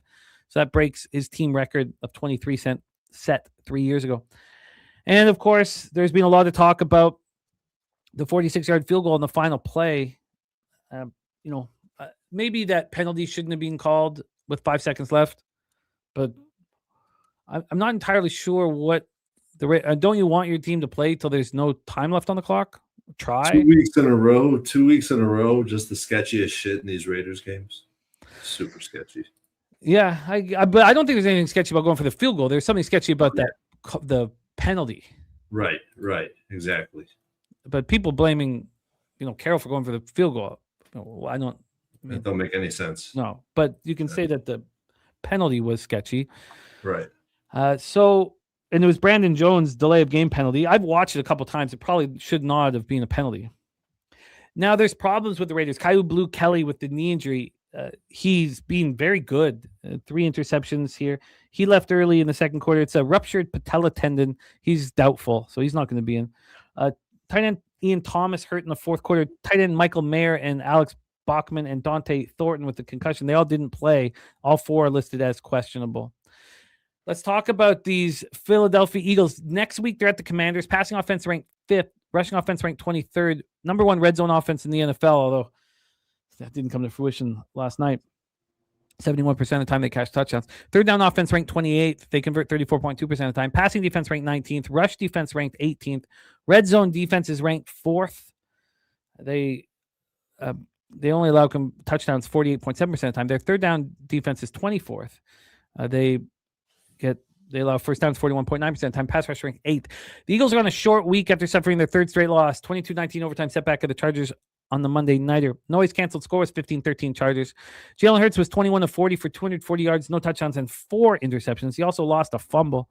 A.J. Brown led receivers with 6 catches for 100 yards, but man, several costly drops and that one tip that was an interception. I mean, he was bad. Saquon Barkley had 20 carries for 122 yards, touchdown. The defense almost won them the game. Held the Chargers to 3.9 yards per play. Held them to 4-13 on third down, 0-2 in the red zone. The pass rush looked very strong. 7 sacks, 11 quarterback hits. Now you can put the blame squarely on the Chargers offensive line. Adoree Jackson had an interception. Landon Dickerson left with a calf injury in the third quarter. That hurt the Eagles badly, but he's fine. He's not on the injury report. Lane Johnson and Jalen Carter were inactive and are listed as questionable this week. We expect them to come back at home. Jalen Carter more than Lane Johnson, but we'll get a better idea on Wednesday's injury report. Take it away for us here, Troy Torrance, Raiders, Eagles. Well, I will say the history of this market, especially in non-conference, definitely has favored the home team. Historically, I'm looking at a bunch of blowouts here in this sample, except that the games have gone over, which is I find interesting. But really what flips this profile into a very bullish one for the big home favorite between 10 and 13 is the low total. The lower the total, the higher the margin of victory. And that's how it played out historically. And that's counterintuitive to the common, narratives that you hear in gambling, different gambling shows is I see value with the points because the total's so low. When historically, in this price range specifically, I can't talk about all of them, but I have noticed that these bigger favorites are more successful ATS with the lower totals. And this Eagles team is another one that has been a thorn in my damn side. We talked about what happened with LAC. The offense I've talked about multiple times. The problem is they're not using play action. They're not using motion. They used more motion last night than ever before. I think the most they have all season. And it's not complex motions. It's not tickling my fancy at all. Watching the tape, they'll just do a standard motion across the field. Then they'll line up and take another 3-4 seconds. They're not snapping the ball on the motion. The motion guys definitely not mixing it into the offensive line and changing the gap schemes from the defense. They're not blocking, right? They're not turning into blockers inside the inside zone. And it's just so stale. It is so stale offensively. And then the calls like down the stretch where they completely abandoned the run. They were finding some success on the run. They were opening some lanes and they went away from that. It's just, I don't know what Patullo is, what he's doing, man. He should be fired. He should be relieved of his duties. I don't know if he's already has been. I don't know. But the offense needs to figure it out for the Eagles. And I think it's a little bit of an outlier too, right? A.J. Brown dropped 2 touchdown passes in his hands. That's not like him. He's a superstar receiver. You'd imagine he comes down with one of those, if not both of them. One of them should have been a clear one. The second one, to me, should have been all day. It was right in the breadbasket. 2 perfect throws. Both times they did not score on either of those 2 drives. And that's tough.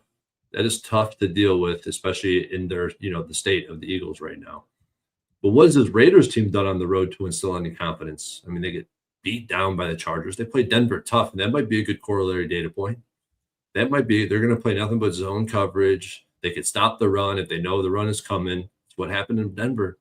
So you can make that game. That could be your corollary point if you're backing the Raiders. But, Kansas City, they get slapped 31-0. Indy 40-6. Commanders smoked them with Mariota. They did beat the Patriots, but that was in game 1. Different team than they are now. You got the Eagles coming off 3 straight losses. You can only look towards the Eagles in this spot. No way I'm going to be betting the Raiders. Only looking towards the Eagles. I should probably just not bet this game. Yeah. And so you're wanting to stay away from this game is X's and O's oriented, not the fact that it's moved towards the Raiders. Well, I think that if it got to 13 or to 10, I would change my mind. But history would say like those price ranges between 10.5 and 12.5 is where I put my parameters for this type of profile, because it's, the 10 and the 13 is really where you start seeing a high rate of games landing on those numbers. And I don't see very much difference. It rarely does move towards the road team. I will say that. So you can also look at that and say that's an outlier. You don't see this market move towards the road team very often. It's an ugly football game. So do you think that, there's some talk about I think Geno Smith's going to play. I mean, that's the way Pete Carroll's made it sound. But do you think that the Raiders are a better bet with Kenny Pickett at quarterback than they are with Geno, especially with Kenny Pickett being let go? Well, Kenny Pickett, I guess he knows this Eagles team. But he hasn't fared well versus them, I'm sure. I mean, Kenny Pickett was god awful. I'm surprised that he had a longer leash than I expected. I kept expecting him to get benched, and he never did. And now I'd be shocked to see him back in the game. My instinct was that the Eagles are a kind of a powder keg type situation. You have the Raiders, this indoor team coming into the snow and the wind, and that the Eagles were just going to take out some anger on them. But the market's certainly telling us otherwise at this point. So, all right, this game's going to require more time here. And do you have any feel on this 38.5? No. Over. I would bet the over because of history in this type of market. All right, let's roll on. 1 p.m. Eastern, the New York Jets 3-10, 1-4 on the road. Jacksonville Jaguars 9-4, 5-2 at home. Everbank Stadium in Jacksonville, Florida. 70 Fahrenheit, mostly sunny, 4-mile-per-hour winds. Let's get into the line history here for Jets Jags. We have the Jaguars -12. I guess this is the kind of market that would have led us to the Eagles. The look ahead was 9.5. It closed at 9, reemerges at 11.5. It's now at 12. So very, very bullish market on the Jacksonville Jaguars. From a total standpoint here, we have a 41.5. The look ahead was 43. It reemerged at 42.5. It's dropped a point to 41.5. Cash flow wise here for Jets Jags, we have no information on the total. I can bring up another site, less trustworthy site, but another one for that. 73% of the tickets are on the Jags and 58% of the cash. And I'm looking at 12.5s across the legal books, most of the legal books. We get to the cash flow here. Look at the cash flow from a Action Network. Again, not something that we trust that much. They have 65% of the tickets, 68% cash on the over. While I'm here, we should see what they have on the spread. 57% of tickets, 73% of cash on the Jacksonville Jaguars. Let's get into this. We'll start with these New York Jets. Dougie Wise says, I think the Jets get annihilated. 70 Fahrenheit, mostly sunny, 4-mile-per-hour winds. They play at the Saints next week. The Jets passing offense ranked 29th. Rushing offense ranked 25th. Red zone offense 28th. Scoring touchdowns 48.4% of the time, and their third down offense ranked 27th. They convert just 35.3% of the time. Their passing defense is ranked 27th. Rush defense is ranked 19th. Red zone defense is ranked 25th. They allow touchdowns 62.5% of the time. Their third down defense is ranked 5th, surprisingly. They only allow conversions 34.8% of the time. And their pass rush is ranked 24th. They come in off an ugly 34-10 loss at home to the Dolphins. Noise canceled score was 33-10. Officially eliminated from the playoff contention. 15th straight year, longest active drought in the NFL. Tyrod Taylor was 1 of 4 for 6 yards, no touchdowns in the pick before getting hurt and being replaced by undrafted rookie Brady Cook. Aaron Glenn said that the Jets are still gathering information on the health and availability of both Tyrod and Justin Fields. So we need to wait and see here. Cook was 14 of 30 for 163 yards, no touchdowns and 2 picks. The Jets were outgained badly, 358 to 207. Mason Taylor led receivers with 5 catches for 51 yards. Breece Hall ran 14 times for 43 yards. They were just 1 of 12 on third down and 0 of 3 in the red zone. Futility at its finest. The defense held the Dolphins to 2 of 10. The defense held the Dolphins to 2 of 10 on third down, but allowed them to go 4 of 4 in the red zone. Pass rush was nowhere to be found, finishing with 1 sack and 3 quarterback hits. Isaiah Williams gave the Jets a big spark with that 78-yard punt return touchdown. That's his second punt return touchdown this year to make it 21-7. But that was about it. And I started hammering the under at that point when I saw that. That was like a gift. When a team can't score and they get a special teams touchdown, oh, God's heaven. So defensive end Tyler Barron, rookie, was ruled out with a knee injury. Another rookie in Kiko Magua cleared concussion protocol, but he didn't return. They're both on the injury report listed as questionable. Let's talk about these Jaguars. They're at Denver next week. Passing offense ranked 11th. Rushing offense ranked 22nd. Red zone offense ranked 12th. They score touchdowns 59.2% of the time. Their third down offense ranked 23rd. They only convert 36.5% of the time. 8th ranked pass defense, 10th ranked rush defense. Defense has been much better than I had expected. The red zone defense is ranked 19th. They allow touchdowns 59% of the time. Their third down defense is ranked 22nd. They allow conversions 40.9% of the time. The pass rush is ranked 9th. Jaguars coming up their 4th straight win, a dominant 36-19 victory at home over the Colts. Noise canceled score was 26-17 Jags. Trev Lawrence went 17 of 30 for 244 yards, 2 touchdowns, no interceptions. He also ran 4 times for 16 yards. He's playing better than I've seen him play in the NFL. Brian Thomas Jr. sighting, 3 catches for 87 yards. Tim Patrick, he's a good, nice, tall receiver for red zone action. He caught a touchdown, caught 5 for 78. Travis Etienne ran 20 times for 74 yards and 2 touchdowns. Offense 7 of 15 on third down, 3 of 5 in the red zone. The defense held the Colts to 6 of 12 on third and fourth down, 2 of 4 in the red zone. Now, that was much easier after Daniel Jones went down with a torn Achilles, so those numbers aren't very good. The pass rush was quiet yet again. 1 sack, 5 quarterback hits. Devin Lloyd, Greg Newsome had interceptions here. So, Troy, I guess we have the line move that would have, if you had seen on the Eagles, maybe you hammer the Eagles. Look ahead was about 9.5. Reemerged 11.5 or 11. Now it's at 12. Jets, Jaguars, take it away. I don't have much interest in this side. I hope Slatsy's not in here because I did something I shouldn't have. I bet the under in a Jets game. And I got grilled for it once again. I cannot bet this Jets team. The side of the total I will not get involved with. I'm just not doing it. But when I look at this game, I do see a player prop that I really, really like. And, Jimmy, I think you might like this one as well. I'm looking towards Trevor Lawrence passing prop under. The Jaguars, we know they're 12, 13-point home favorites. This is exactly the range I like to target when I'm betting unders on passing props.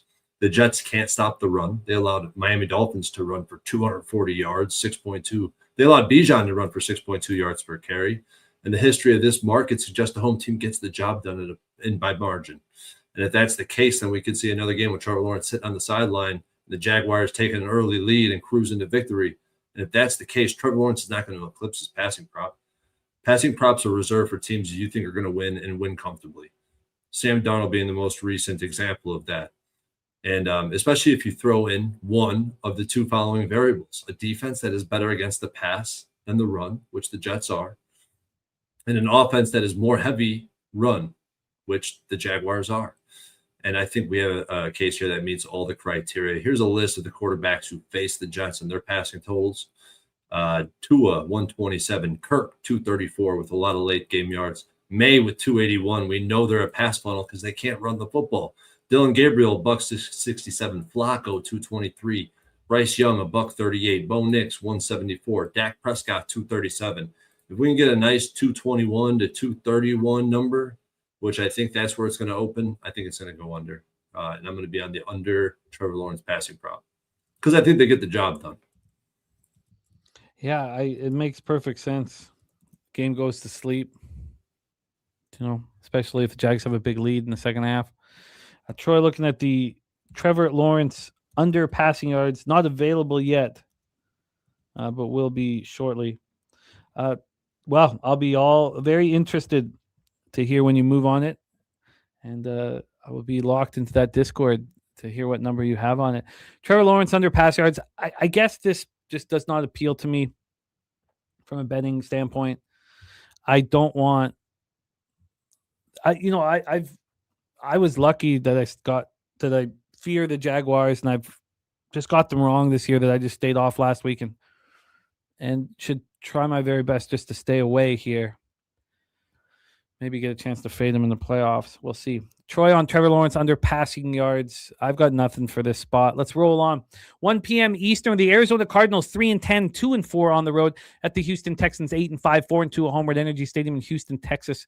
These Cardinals are hosting the Falcons next up, so it's not that there'd be a look ahead in any kind of conceivable fashion with this terrible football team. We have a total of 42 here in Houston. The look ahead was 42.5. It reemerged at 42, and it's just sitting there at 42. From a spread perspective, we have the Houston Texans -9.5. The look ahead was -7. It reemerged at 9.5. It's moved 5 cents towards Houston since its reemergence. Cash flow wise for Texas Houston, 88% of the tickets, 88% of the cash on the Houston Texans, 66% of tickets on the over, and 60% of the cash on the over.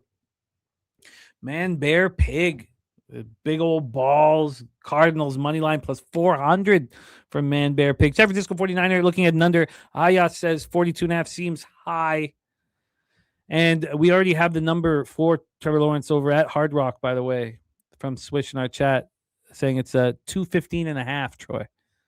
We're at Hard Rock right now. The Cardinals passing offense ranked 16th, rushing offense 23rd, red zone offense ranked 20th. They score touchdowns 56.9% of the time. Their third down offense ranked 9th. They convert 42.3% of the time. Their pass defense ranked 18th, rush defense 28th, red zone defense 21st. They allow touchdowns 60% of the time. Third down defense 13th, allow conversions 37.8% of the time. Their pass rush is 25th. I'm surprised it's still 25th. Cardinals coming off an ugly 45-17 loss at home to the Rams. They've lost 5 straight. They've lost 10 of 11. Noise canceled score was 46-20 Rams. Cards were outgained 530 to 314. 530 yards sounds like a team that's given up. Jacoby Brissett, 25-44 for 271, 2 touchdowns and a pick. He also led a non-existent running game with 4 carries for 22 yards. Bam Knight and Michael Carter combined for 10 carries for 29 yards. Michael Wilson led receivers with 11 catches for 142 yards, 2 touchdowns. Brissett, Wilson, I mean, they're trying. Is anybody else? Cards were 4-13 on third and fourth down, went 2 of 4 in the red zone. The defense was atrocious. Rams put up 7.9 yards per play, went 3 of 4 in the red zone. Pass rush, nowhere to be found again. 0 sacks and 2 quarterback hits. This team is a mess. Quarterback Max Melton out with the heel injury. Marvin Harrison Jr. out with the heel injury. Running back Amari DeMarcado out with the ankle injury. Safety Dedrian Taylor Demerson out with an ankle injury. Wide receiver Xavier Weaver out with a hamstring injury. Defensive lineman Walter Nolan, a knee injury. The defensive lineman Bilal Nichols left in the second quarter with a knee injury. Left tackle Paris Johnson Jr. left in the third quarter with a knee injury. Safety Jalen Thompson left in the fourth quarter with a hamstring injury.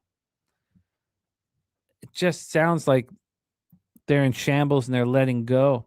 Dougie Wise says the Texans offense sucks. It does. Well, it's bad, but maybe this is a spot where they can put up points here. Look, I'm not trying to get to any of these big favorites right now, but I wonder if this total is too low for a Cardinals football game. Now, you would need the Cardinals to score points, but if the Texans are up by 20 or 25, are they still going to be, will some backups come in? Let's talk about these Houston Texans. They host the Raiders next, so it's not a look-ahead spot. Passing offense ranked 21st, rushing offense ranked 18th. This is the second worst red zone offense in the NFL. They only score touchdowns 44.2% of the time. Their third down offense ranked 24th. They only convert 36.3% of the time. Pass defense ranked 6th. Rush defense 4th. Red zone defense 17th. They allow touchdowns 58.1% of the time. That's their only weak spot defensively. Third down defense ranked 3rd. They only allow conversions 33.3% of the time. Their pass rush ranked 2nd. Coming off their 5th straight win, big 2010 victory at the Chiefs. Noise canceled score was 18-10 Texans. They were full worth for it. Chiefs had beaten the Texans 5 straight times, including, of course, that divisional playoff matchup last January. C.J. Stroud was 15-31 for 203 yards, 1 touchdown, no interceptions. Nico Collins caught 4 for 121. And Woody Marks ran 26 times for just 68 yards. The Texans were 8 of 18 on third down and 2 of 4 in the red zone. The defense was excellent. They just shut the Chiefs down. Held the Chiefs to 5 of 17 on third and fourth down, 1 of 2 in the red zone. Pass rush had 2 sacks and 8 quarterback hits. Aziz Al-Shaair, Kamari Lassiter, and Jalen Petrie. What beasts those 3 are. All the interceptions. Nick Chubb left in the first half with a rib injury and did not return. He's listed as questionable this week. Take it away for us here, Troy. Cardinals, Texans. I'm not going to have a lot on this game. I talk about this Texans defense all the time, applying pressure with 4, 2 high safeties, all-stars at cornerback and on the edge on the front line. Great linebacker. The offense, they can't protect Stroud. They can't, not like this offensive line at all. So they got to figure that out if they want to be competing for Super Bowls. And the Cardinals went from sleeper to unbackable pretty much overnight, losing 3 straight divisional games by 20 plus, just getting hammered. I would actually be looking towards the Brissett passing prop over. And, I would be looking towards the over in this game because I don't think I think the Cardinals are a perfect candidate for the Texans to explore offensively and try to break out. I think the Cardinals are not going to be able to run the football. And if you look at the history, they're just letting them drop back and sling it. And, depending on where that number comes out, if it comes out above 240, I think that'd be a strong conversation on the Brissett over passing prop. But I'm not going to be betting this game likely. I like that over. I'm surprised. This was not. I think there's points scored in this game. I think the Texans, like you said, they have so much to work on offensively. They have a lot to do. A weak defense is perfect for them. Let's get some red zone action going. And then the Cardinals are going to throw the ball all over the field. Do we get another 60 passes from Brissett? Probably. I'm surprised. They have any success. If they got to have some success to get there, but I'm surprised that I like the over. Do you think that it's all because of the 45-17 score we just saw with Arizona playing the Rams? I did bet the over against Jacksonville. Arizona Jacksonville, first half over, full game over, but I got the overtime got me there. Yeah. Do you think this is just a bias from the Rams-Cardinals game? I don't. Yeah, potentially. It is. It probably. You know what? I'm going to need to sit with this for longer because clearly that's in my head. But on the other side of it, everybody's going to see how low scoring the Texans games have been and want the under. What is the cash flow here on this one again? Yeah, 66 on the over and 66 tickets, 60% of the money.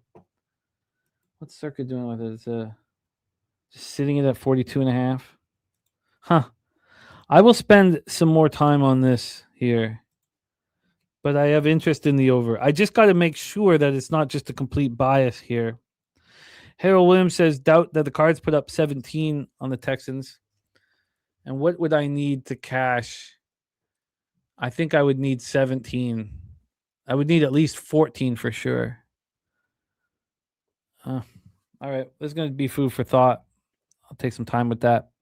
Let's roll on. We just finished the 1 p.m. games. We move on to 4:25 p.m. Eastern. Green Bay Packers 9-3-1, 4-1-1 on the road at the Denver Broncos 11-2, 6-0 at home at Empower Field at Mile High, Denver, Colorado. 62 Fahrenheit, cloudy, 3 mile per hour winds.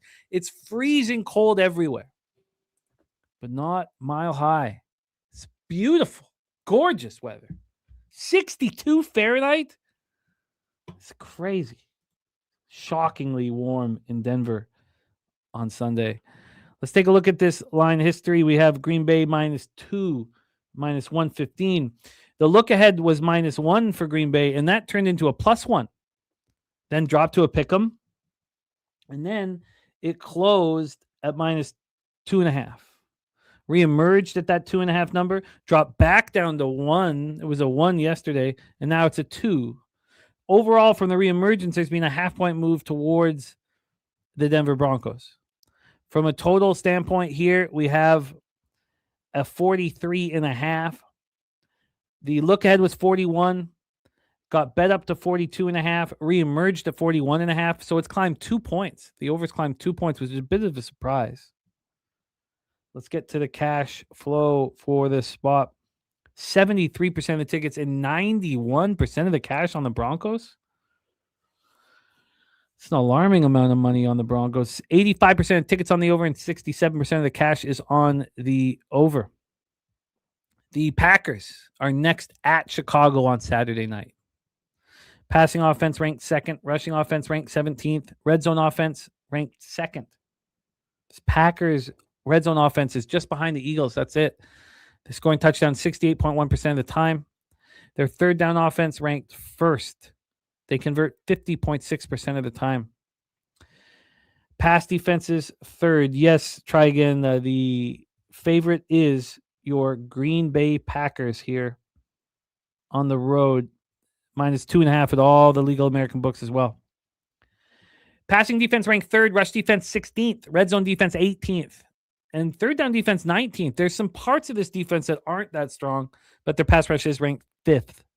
Packers coming off their 4th straight win, a big 28-21 victory at home over the Bears. Noise canceled score was similar, 29-23 Packers. This was the last of 3 straight divisional games for the Packers. They beat up on Minnesota 23-6 on November 23rd. They beat Detroit on Thanksgiving Day 31-24. And then, of course, they beat the Bears 28-21. Packers are 4-0 against the NFC North after going 1-5 last year. Matt LaFleur improved his record against the Bears to 12-1. That lone loss coming in the final week of the 2024 season. We didn't talk about it much with the Bears game, and we'll talk about it more next week. But I was surprised that Ben Johnson said what he said about LaFleur after the game. And he said, quote unquote, to be quite frank with you, I kind of enjoyed beating Matt LaFleur twice a year.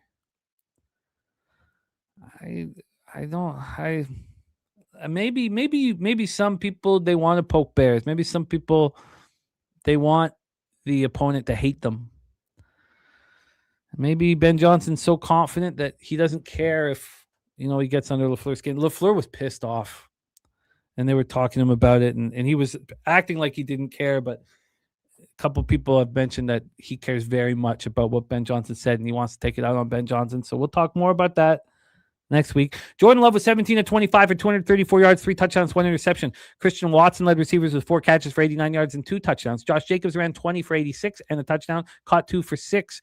Offense put up 6.5 yards per play. Packers were 8 of 12 on third down, 1 of 1 in the red zone. Only 1 red zone attempt. The defense held the Bears to 4.6 yards per play, held them to 2 of 4 in the red zone. The pass rush, 1 sack, 6 quarterback hits. Keyshawn Nixon intercepted Caleb Williams on 4th and 1 from the 14 with 22 seconds left to seal the deal. It was a close one, but it was a cover. Christian Welch, their linebacker, left with a concussion, and Lucas Van Ness did not play with the foot injury. Shout out to our guy Robert Cherry in the house, says, want to bet the Packers, but he might just have some cognac and applesauce and watch the game. Cognac and applesauce sounds delicious. My God, man, I need to get over to the Cherry household, sit back with some cognac and applesauce. Let's talk about the Broncos. These Broncos next week host the shit, I wrote that in wrong. I'll pull that out in a second. I wrote that wrong. Passing offense ranked 15th, rushing offense ranked 10th, red zone offense 13th, third down offense 12th, pass defense ranked 12th, rush defense ranked 6th, and then we get to where they've been starring all year. The number 1 red zone defense in the NFL. They only allow touchdowns 40% of the time. The number 1 third down defense in the NFL. They only allow conversions 30.9% of the time. 12th ranked pass rush. Broncos coming off their 10th straight win. 10th! Can you believe we're sitting in a world where the Broncos and the Patriots have won 10 straight games? 24-17 of the Raiders. Noise cancel scores 24-18 Raiders. They ended their NFL record of rallying for 9 straight victories. Now, it was 7-7 tie, but they were never behind. It's their best record through 13 games since 2013. They outgained the Raiders 356-229, dominated time of possession 39-03-2057. Bo Nix 31-38 for 212 yards, no touchdowns, no picks. Cortland Sutton led receivers with 6 catches for 62 yards. RJ Harvey ran 17 times for 75 yards and a touchdown. Broncos were 7 of 12 on third down, 2 of 3 in the red zone. The Broncos were in complete control from start to finish, held the Raiders to 4 of 12 on third and fourth down, and 1 of 2 in the red zone. Pass rush finished with 4 sacks, 7 quarterback hits. Nick Benito had 2 of them. That gives him 12.5 on the season. He's the first Denver player with double-digit sacks in consecutive seasons since Von Miller did it 5 straight times from 2014 to 2018. And then, of course, we've talked about it already. Daniel Carson's 46-yard field goal on the final play upset a lot of people. Defensive tackle DJ Jones and tight end Nate Adkins did not play. They're both listed as questionable this week. Take it away for us, Troy Torrence. Packers, Broncos. Beautiful weather at Empower Field. Well, here we are again talking about these short home dogs that I'm going to be fading almost all of them. Maybe more so in this game than others. I mean, this Green Bay defense is a Bo Nix worst nightmare in my opinion. I got to pull something up because there's some notes I believe I'm missing here that I need to touch on. So you look at what the Broncos resume and what they've been able to do, and it's been underwhelming to say the least. I mean, they beat up on the Raiders 2 times now. They got the Chiefs at home. They struggled to win that game. Noise Cancel said they should have lost. They struggle with Washington. They're squeaking out all these one-score wins with one measly spot where they blew out Dallas at home and in a perfect situation as 3.5-point favorites, a strong market. Dallas coming off a primetime victory, fade the world type spot. It was an easy play on the Broncos. Other than that, they have no impressive wins. Rallying from down 30 against the Giants, rallying from down 14 against the Eagles. That didn't age well either. Their win against the Eagles. I think that the Green Bay defense, they're going to play cover 2. They're going to play cloud flats. It's going to help the outside run. The Broncos love the outside run. And if you take away the run and you're going to let Bo Nix drop back against this defense, it's going to be very difficult, I feel like, for the Broncos. And on the other side of the spectrum, you got Jordan Love in his ideal splits. He's going to see man coverage where he's better versus man coverage. He's better versus the blitz. And this is just a spot you have to I'm selling high on the Broncos. You could say you're buying high on the Packers, but I'm definitely selling higher on this Broncos team. And this is a perfect contrast going from 2 lame ducks in Washington and Las Vegas to the Green Bay Packers. It's a beautiful spot and a beautiful weather for Jordan Love to thrive. I'm on the Packers money line -135, and I'm on the Packers -2, -115. Wow, that's bullish. I get it. Wow, I'm gonna need to sit with that for a while. We have Troy moving on Packers money line and the -2 and -115, doubling up here on the Green Bay Packers. Are you surprised this total's climbing? It's a good question. I mean, we do see points late in these Packers games. We have been seeing it. We've seen the Packers defense regress. They get the lead in the first half and they kind of sit on their, rest on their laurels a little bit. A lot of teams some backdoor points, play bend but don't break, but have ultimately broken the past 2 weeks. And I don't know. Tough total. Not interested. I'm surprised it's gone up. Vincent Hawkins taking Harvey rushing yards under. Fireside saying, are the Packers not looking ahead to the Bears? Do you feel that's involved at all? Yeah, I do feel like there could be something like that, but they are going on the road to the number 1 team in the AFC. All right, we have Troy moving 2 units here on the Green Bay Packers. We are in the afternoon slate. Let's move on to the Detroit Lions, 8-5, 3-3 on the road at the LA Rams, 10-3, 5-1 at home. We're at SoFi Stadium in Inglewood, California. Man, is this one going to be an absolute beauty. Let's get into the line history here and the cash flow as well. There's a ton of injury news we need to talk about with the Lions. So let's get into the line history here for Lions Rams. We have a total of 55. The look ahead was 51. Reemerged at 52 and is now at 55. Good God, that is a very high number. From a point spread standpoint here, we have the Rams as 6-point favorites. Look ahead was 4.5. It closed at 4, reemerged at 4.5, and now we have 6 on the Rams. Big number. God, this game scares me. When you get to the cash flow, we have 65% of the tickets on the Rams and 91% of the cash on them. 92% of tickets on the over and 72% of cash on them. Kripke says his data has Rams here to win and cover. Dougie White says he wants the Lions but hasn't bet them yet. San Francisco 49er, though, is on the Lions money line. There's our guy Dutch Boy Fresh in the house making his triumphant return to NFL Pub Hub this Sunday. I believe he's been in the top 5 all year. I think he's either ranked 3rd or 4th. He's been a beast. It's going to be great to have you back, Dutch Boy Fresh, and great call on the Pacers on Medicate Monday, my man. So here we go. We're going to start with the Detroit Lions side of things. Passing offense ranked 12th. Rushing offense ranked 13th. It's the third-ranked red zone offense in the NFL, scoring touchdowns 66.7% of the time. Their third down offense ranked 18th, converting 38.6% of the time. Passing defense ranked 6th. Rush defense ranked 3rd. Red zone defense allowing touchdowns a surprising 61% of the time. Third down defense, though, strong, ranked 12th, only allowing conversions 37.6% of the time. Their pass rush ranked 4th. Lions coming off extra rest and prep after winning 44-30 on Thursday Night Football at home over the Cowboys.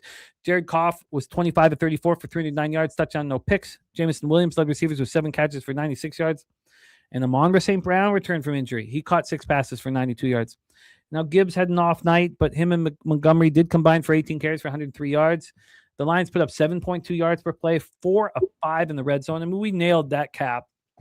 Could have made more money if we took the Lions team total over as well, or the over.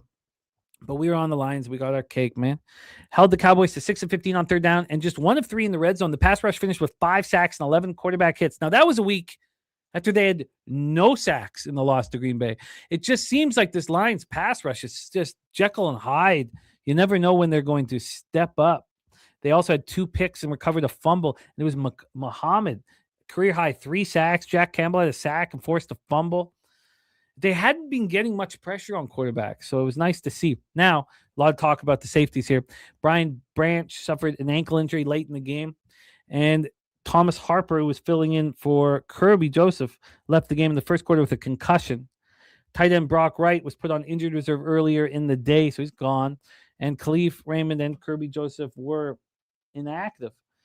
So this Lions team is a bit of a mess. Now, Brian Branch is out already. He's out, so he's not coming back. Harper is still in concussion protocol. They're really going to need him, and it's possible they have Kirby Joseph back. He is extremely important. We will find out if Kirby Joseph is back here, but we know that Terry Arnold's not coming back to ruin this defense, so a lot to figure out here. Shout out to the Goracle in the house. Falcons and Bengals money lines for the Goracle. He swept. He's running hot in NFL. Swept our weekend action. Great job, Gorky. Let's talk about the Rams.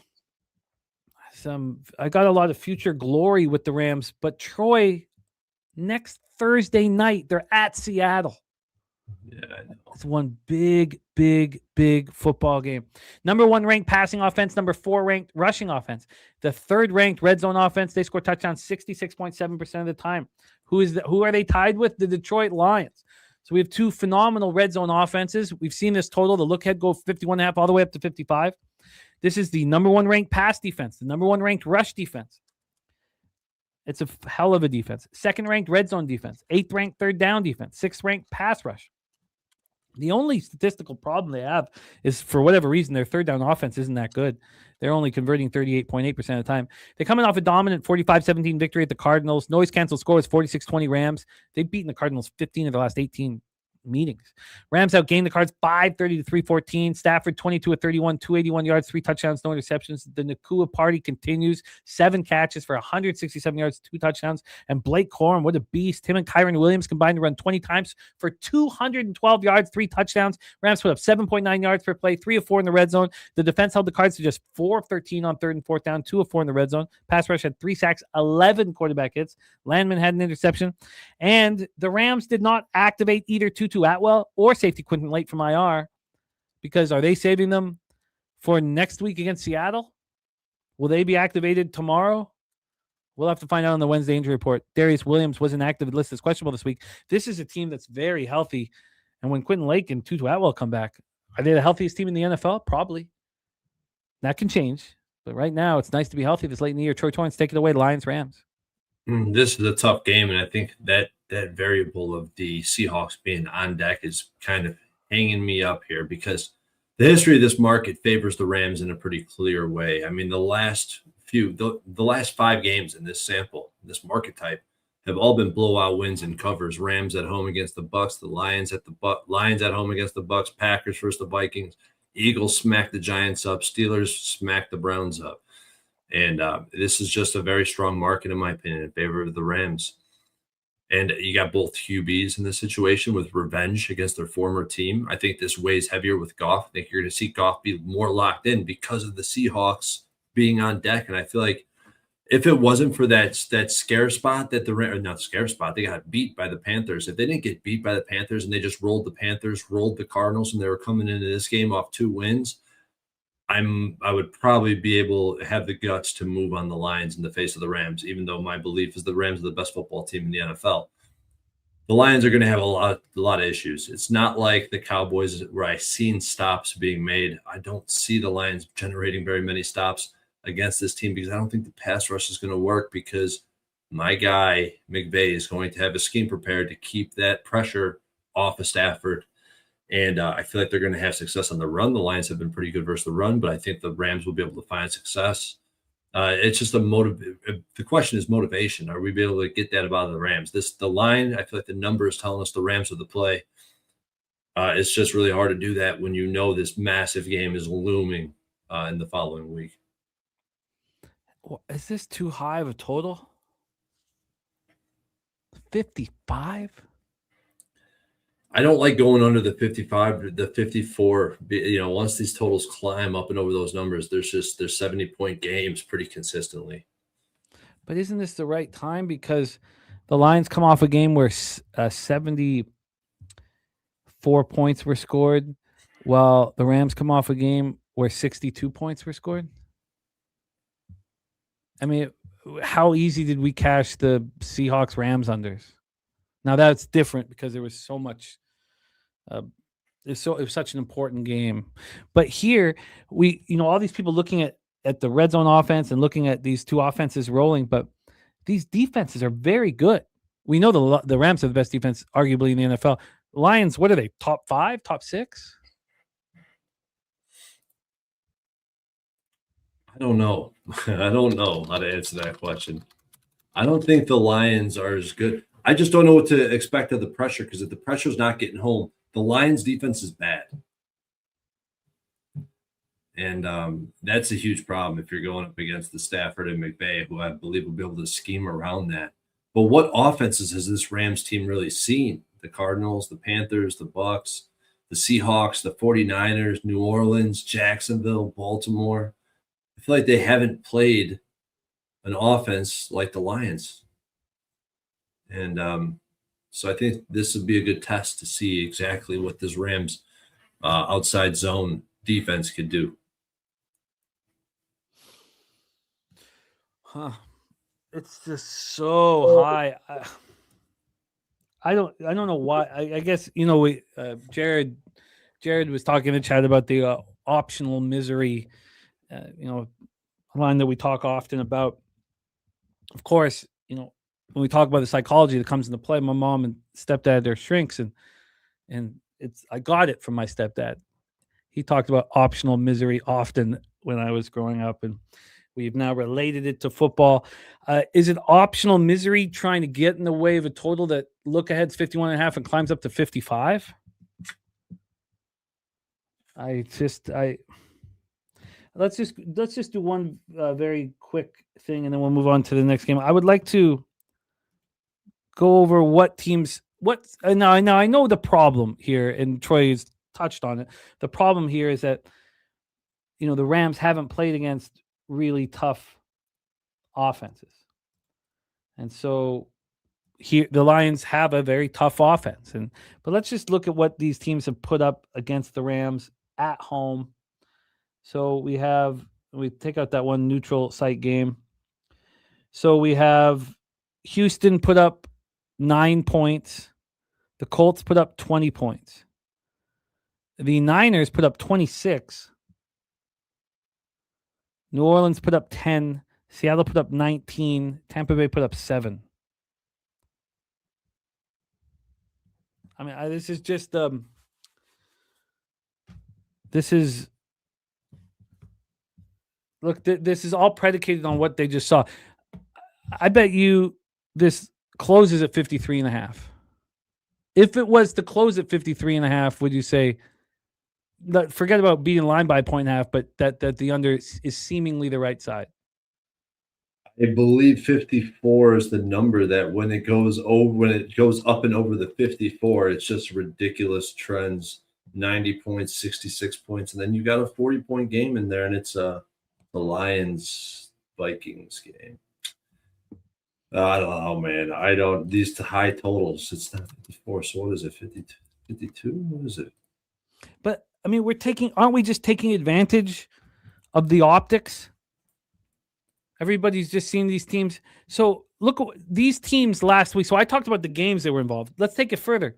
You know how many points these teams combined to score last week?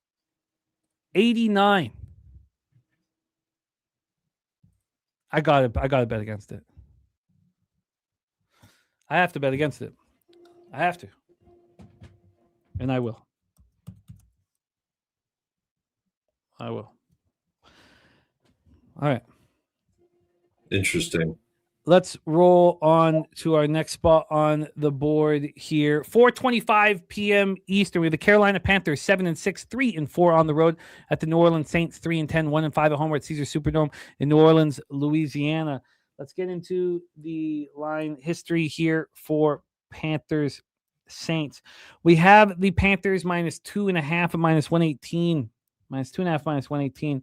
The look ahead was 3. It got bet down to 2.5. It reemerged on Sunday night at 3 and quickly went down to a 2. Now we're back at 2.5. Now we are back at 2.5. Let's get to the total here. For the total, we have a 40.5. Look ahead was 39, closed at 40, reemerged at 39.5, and now we have a 40.5. From a cash flow perspective here,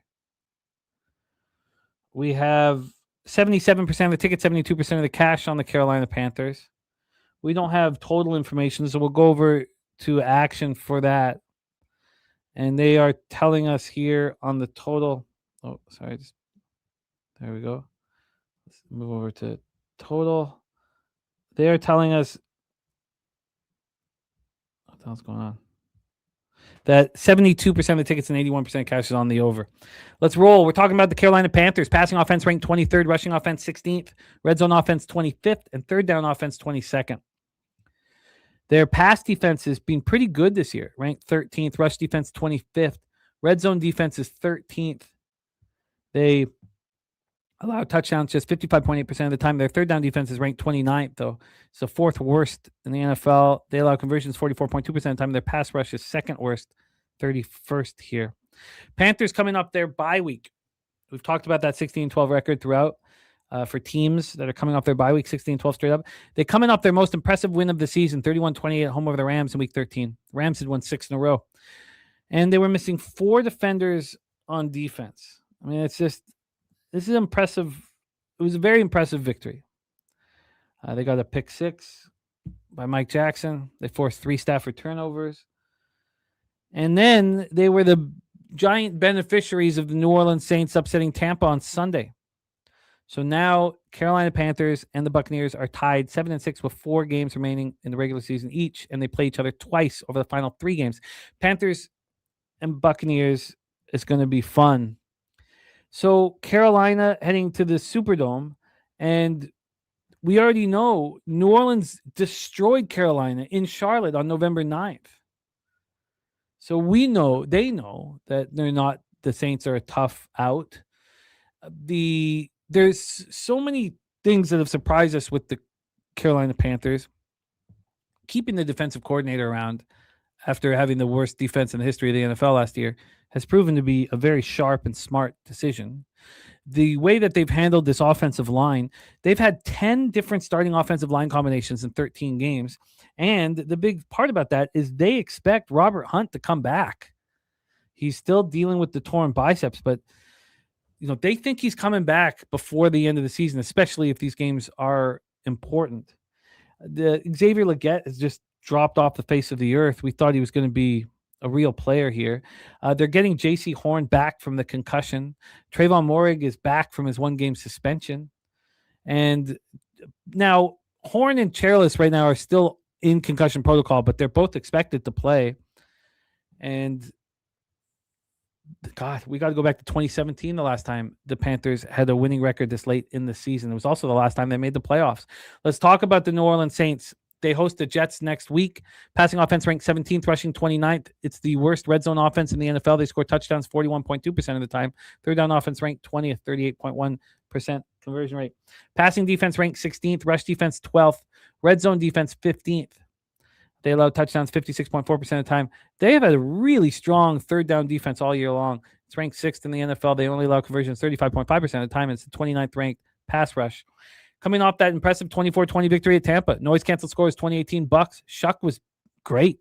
13-20 for 144 yards, no touchdowns and an interception. He also ran for 17 times for 55 yards and 2 touchdowns. And that game-winning touchdown, that's a junkyard dog type touchdown, man. Filet led receivers with 3 catches of 40 yards. Devin Neal ran 19 for 70 and a touchdown. 5 of 11 on third down, 2 of 3 in the red zone. And the defense stepped up with the game on the line. Held the Bucs to 4.4 yards per play. Held the Bucs to 3 of 13 on third down. 2 of 7 on fourth down. But this 29th ranked pass rush is a problem. 0 sacks, 2 quarterback hits. Alontae Taylor did have an interception. Alvin Kamara with the knee and ankle injury. Fuaga, their tackle with the ankle injury. And safety Justin Reed were inactive. All 3 listed as questionable this week. Take it away for us here, Troy. Panthers, Saints. This is another game where I don't, so far I faded all these these home dogs in this type of spot, especially in division. I want to target them. And it takes me building conviction to not fade them. And I think I might have that in this spot. The Panthers haven't won a game as favorites in how many years? Is it 4 years? Is it 5 years? Saints are coming off a win, which only dirties the water, winning as an 8-point dog on the road, now coming home. And we've seen a line. We have to consider the line functionality in this spot from the first game where they matched up. They were laying 5 at home. Saints beat them outright. Now they're 2.5 road favorites. And we see a 3-point move, and that's more than just the home road split. That's some favoritism, in my opinion, towards the Saints team. And Shuck, I want to call him Shao so bad, but then he would sound like an Asian, and he's a white dude. I talked about last week. He's capable. He's clearly a capable quarterback. He's potentially competent, and he proved me to be correct in that spot. It's not like I want to go back to the wall with the Saints either off a win. Just a really tough spot. You got the Panthers coming off a bye week. I do not believe in their defense. I believe Shuck could have success. And I also think that this total might be a little bit low. But if it's this low, it's probably that low for a reason. And I'm not going to be betting this game. I have no interest. It's a fishy line here. No doubt about that.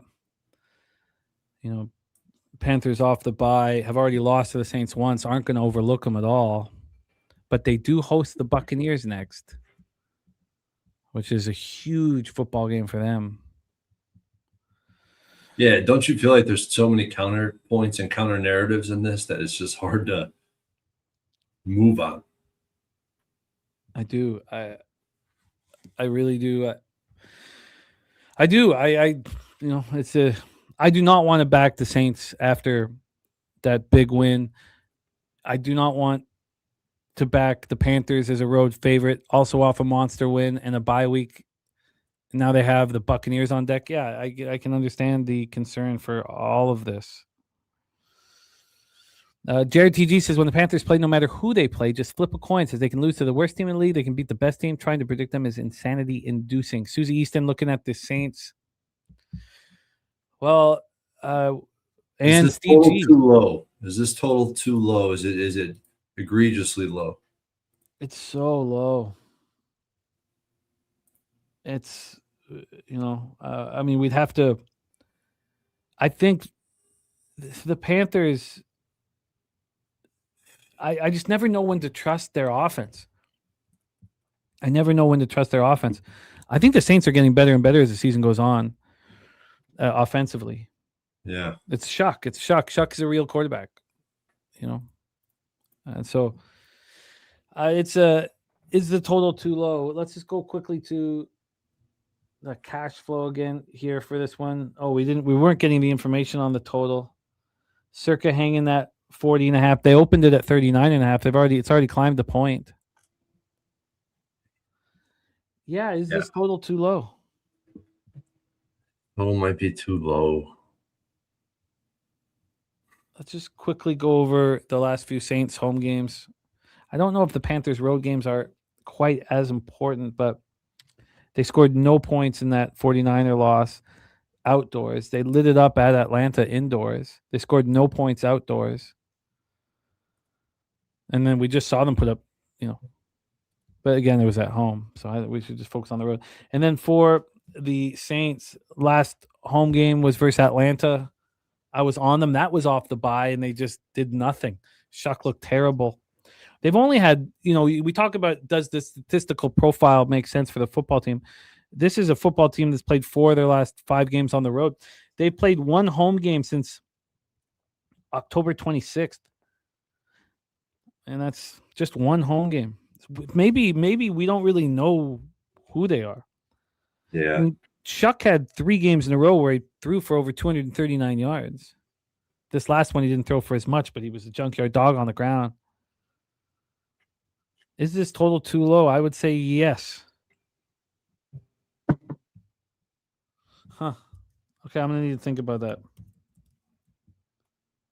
Yeah, I would say yes. It's too low. Let's roll on.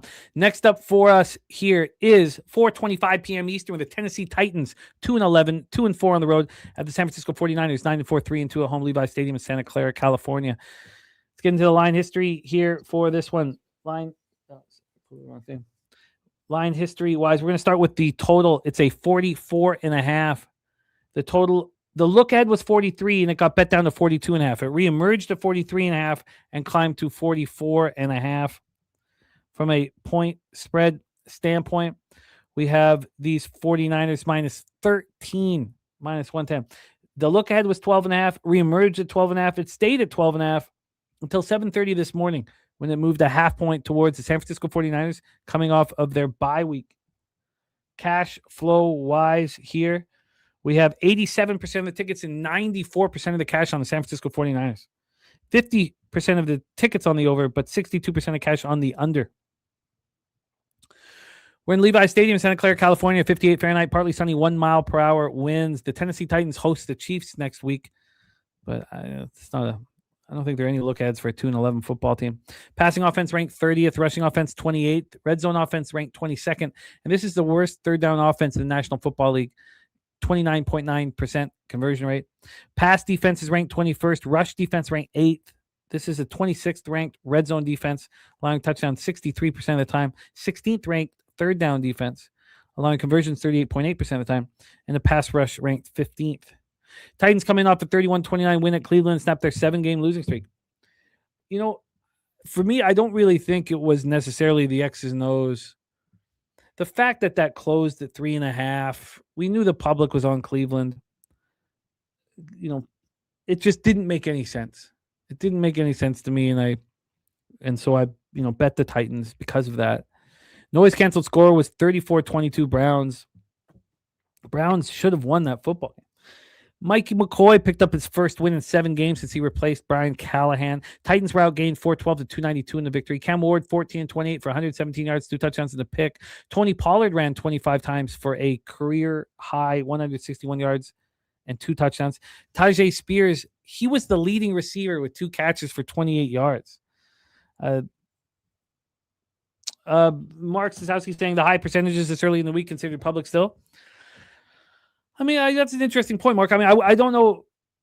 I mean, public just means that more gamblers are on them. I think you're right. This isn't when the public isn't betting NFL on Monday and Tuesday. These are gamblers that are doing that.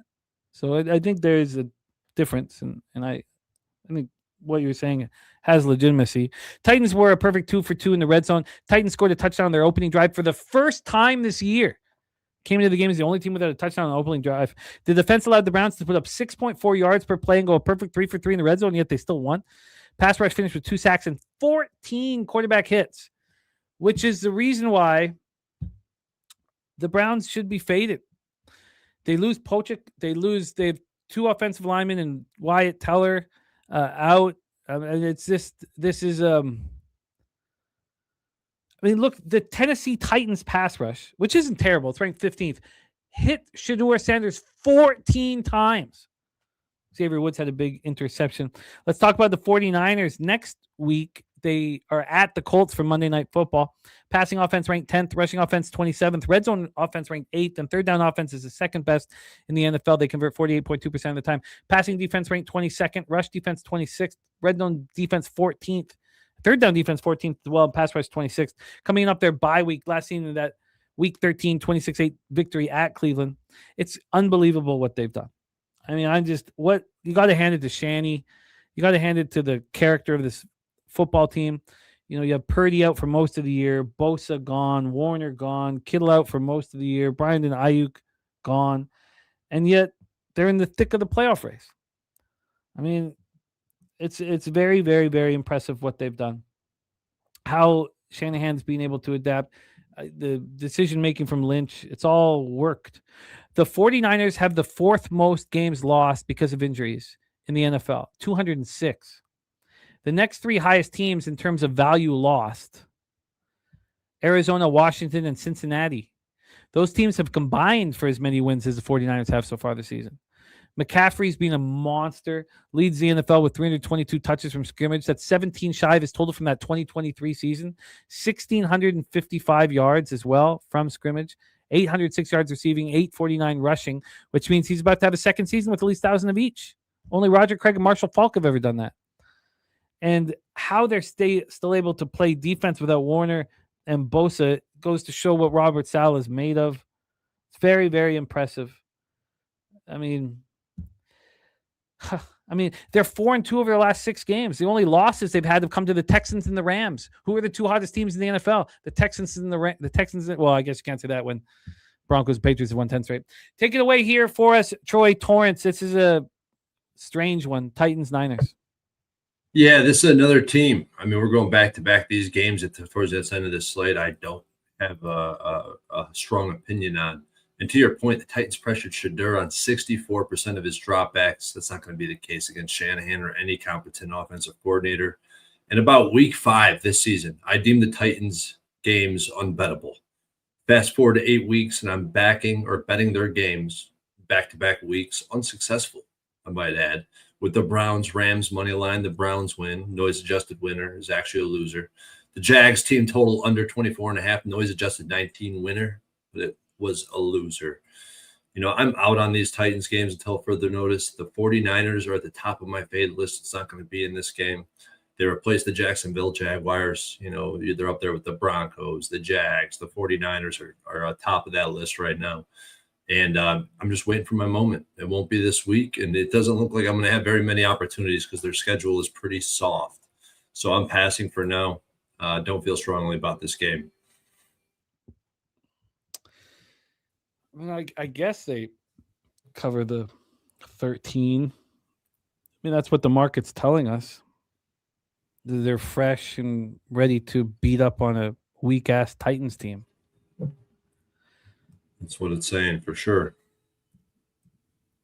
So I think it should probably be bet. I mean, you can only bet it full game, and it's not a good feeling to back these 13-point favorites, especially. Oh, it's gone out. It's just moved. Again, I guess they're getting more information. 88 and 87. You know, it's funny these offshores have moved it to 13 because all the legal American books are hanging at 12.5. Yeah, I guess the Niners just picked their number and just. Tell me, he didn't just say that. It says fade San Francisco when they play good teams, not against bad teams.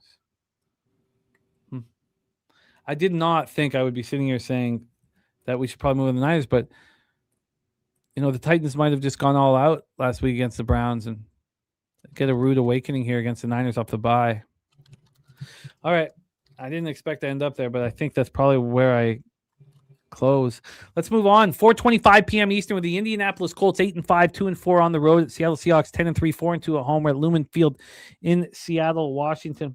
Line history here. We have Seattle minus 13.5.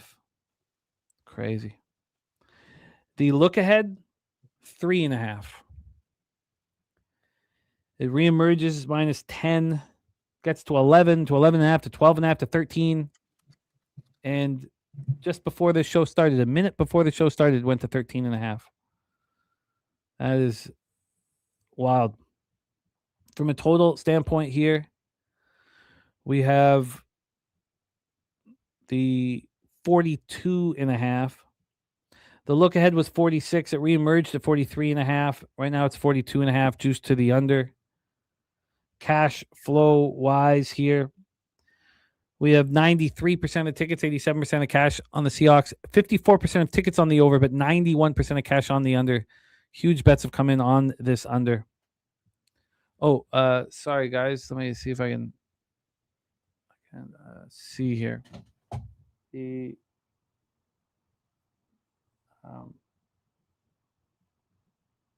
can't. Oh, here we go. So let's roll here. The Colts. Oh, first off, the weather: 53 Fahrenheit, light rain, 7 miles per hour. Next, they host the 49ers for Monday Night Football. Passing offense for the. Well, let's not talk about the offense for the Colts. It doesn't help us at all. We'll talk about their defense. Passing defense ranked 29th. Rush defense ranked 21st. Red zone defense ranked 11th. They allow touchdowns 54.9% of the time. Third down defense ranked 28th. They allow conversions 43.5% of the time. Their pass rush is ranked 18th.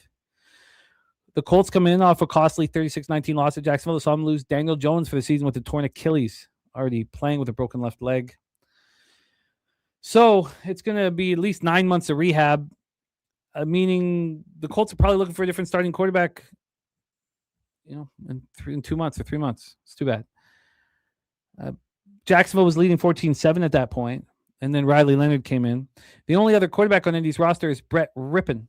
But, of course, 44-year-old Phillip Rivers has been signed to the practice roster. So the Colts have lost 3 in a row, 4 or 5. Shout out to Dennis Garcia, who is just, betting against them to make the playoffs week in and week out. And now you can just sit back and count all that money that will come in. Phillip Rivers, we've heard from Steichen. He wants Riley Leonard to play. Whether or not Riley Leonard will be able to play, he's a strained knee ligament. And he's week to week. So that means that it's Rippon or Phillip Rivers. And I guess you'd have to find out in practice. Because, Rivers hasn't played since 2020. That was his 17th year. And I'll never forget when Phillip Rivers was the quarterback of the Chargers team that had the number 1 offense in the NFL and the number 1 defense in the NFL and didn't make the playoffs. That was when he was, an NFL quarterback. I don't know what he's supposed to be able to do here. Lucas says it's 90% Rivers. I would need Rivers to outplay Brett Rippon in practice. Tommy didn't just say that. Says I think they're starting Brett Rippon this week. You have to be in the room, I guess. So the noise canceled score was 26-17 Jags. Riley Leonard was 18-29 for 145 yards, no touchdowns, 1 pick. Pierce led receivers with 5 catches for 80. Jonathan Taylor ran 21 times for 74 yards, also lost a fumble. The defense looked awful. Pass rush was invisible. No sacks, no quarterback hits. Jags were 7-15 on third down, 3-5 in the red zone. And then this curse in Everbank Stadium continues. The injury report here is an absolute mess. So it's a grade 1 PCL sprain of his right knee for Riley Leonard. We have Charvarius Ward in concussion protocol. The way it sounds is Charvarius Ward is done for the year. That's the way it sounds when I was looking into it. Sauce Gardner, of course, he's out right now. Dime's gone. Anthony Richardson Jr. isn't coming back. And then we have Alec Pierce in concussion protocol as well. Offensive tackle, Braden Smith. Guess where he is? Concussion protocol. We have JT Tuimalu, defensive end, in concussion protocol. Chris Lamons is dealing with a foot injury. Anthony Gold dealing with a foot injury. It feels like they're just letting go. Is what it feels like. They're just letting go. So let's talk about the Seahawks. Who do they have on deck? The Rams. This is an under, screaming under. Maybe it doesn't even matter who's at quarterback. Their focus is going to be on the Rams. They got the Rams on Thursday night. Rams 72 hours. Passing offense ranked 6th. Rushing offense ranked 1st. Red zone offense ranked 11th. Third down offense 15th. Seahawks pass defense 4th. Rush defense 5th. Red zone defense 6th. Third down defense 2nd. Pass rush 10th. Coming up their 3rd straight win, 7th in 8 games, 37-9 at the Falcons. Noise canceled score is much closer, 24-11 Seahawks. It was 6-6 at the half before Rashid Shaheed returned the opening kickoff for the second half, 100 yards to the house. He also finally did something. He caught 4 passes for 67 yards. Their third-ranked special teams were in full effect. Them and Warry also blocked a field goal. They have now outscored the Vikings and the Falcons 63-9 over the last 2 weeks. Darnold was 20 of 30 for 249, 3 touchdowns and a pick. Jackson Smith and Jigba caught 7 for 92 and 2 touchdowns. Charbonnet ran 7 for 46, caught 2 passes for 20. Offense put up 6.3 yards per play, went 6 of 13 on third down, 2 of 4 in the red zone. And they had the return of safety Julian Love, the return of tackle Darren Reed from injured reserve. This was the first time all season that this defense was full strength, and they looked excellent. 9 points they've given up over the last 2 games. Held the Falcons to 1 of 13 on third down, 0 of 4 in the red zone. 10th ranked pass rush was held in check, 1 sack, 7 quarterback hits, but Devon Witherspoon and them and Warry had interceptions. Tight end Elijah Arroyo, nose tackle Brandon Pilley both went down in the first half with knee issues. Pilley looks okay, but Arroyo is not going to go this weekend. Take it away for us here, Troy. We have Colts, Seahawks. Just another big number that I'm finding it hard to have interest in. You know, I know the history of these markets, especially later in the season, they favored these, big favorites have done well, have fared well in these type of spots historically. I don't know how long that's going to last. It just seems like it's starting to get a little bloated. The averages are coming in a little bit above or below where the current numbers are being listed at. And like I was talking about earlier, I find when I lose with it, when I back a team and lose, I have like a glitch in my brain where I want to go back to the well. And I think that's counterintuitive or contrary to human nature. Most people, I would imagine, back a team, they lose, they want to fade them. This is a case where I want to back the Indianapolis Colts. They lose Daniel Jones. I knew it was over instantly. The rookie quarterbacks that get thrown into the fire, they never perform well. It's always a terrible performance. There did appear to be some hope. And you'd imagine that Riley Leonard, we know he ran nothing but read option and RPO nearly every down at Notre Dame. That fits perfectly, fits like a glove with Steichen. And I think that's exactly why they got him. The RPO element of this offense was what made it thrive, made it so explosive. Now, I'm not saying that Riley Leonard is going to come in and beat Daniel Jones 2.0. But we're talking about a 10-point move based on quarterback and Charvarius Ward. So there's more pieces to that puzzle. But the Seahawks, they just I don't know if I could step in their way. Special teams, defense, big plays on offense. They're not going to shoot themselves in the foot. They're a team of momentum. Once they capture momentum, they just step on your throat and destroy you. So this is a game I'm not going to be involved with. I would be on the Colts. What about the under? How do we not bet the under? Now, it would probably have to be a full game under. But so we can't do the first half under because I imagine the Seahawks just want this clock to run and to prepare for Thursday. Well, Seattle, I think about the Vikings game where the total was around where it is right now. They won 26-0. That Vikings team with Brosmer in there had no chance. I feel like this offense with Riley Leonard has a much better chance. I do not think Riley Leonard is playing. So then it's going to be who? Brett Rippon or Phillip Rivers. Phillip Rivers. Oh my God. Phillip Rivers was like, in my Madden heydays, like he was the go-to quarterback. That's insane to me that he's coming back to play football. I don't have an interest in this game, Jimmy. I have no idea. I don't. I do. I'm gonna bet the full game under. I guess I can't. The Colts defense got diced up by Trevor Lawrence.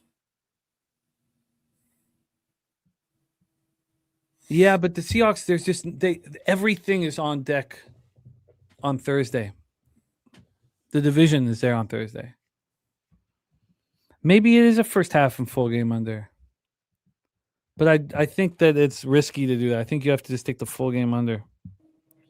Why isn't it lower? Don't you think it should be lower than 42? Well, it's on its way. This will close lower. It reemerged at 43.5. I guess 51 hours ago.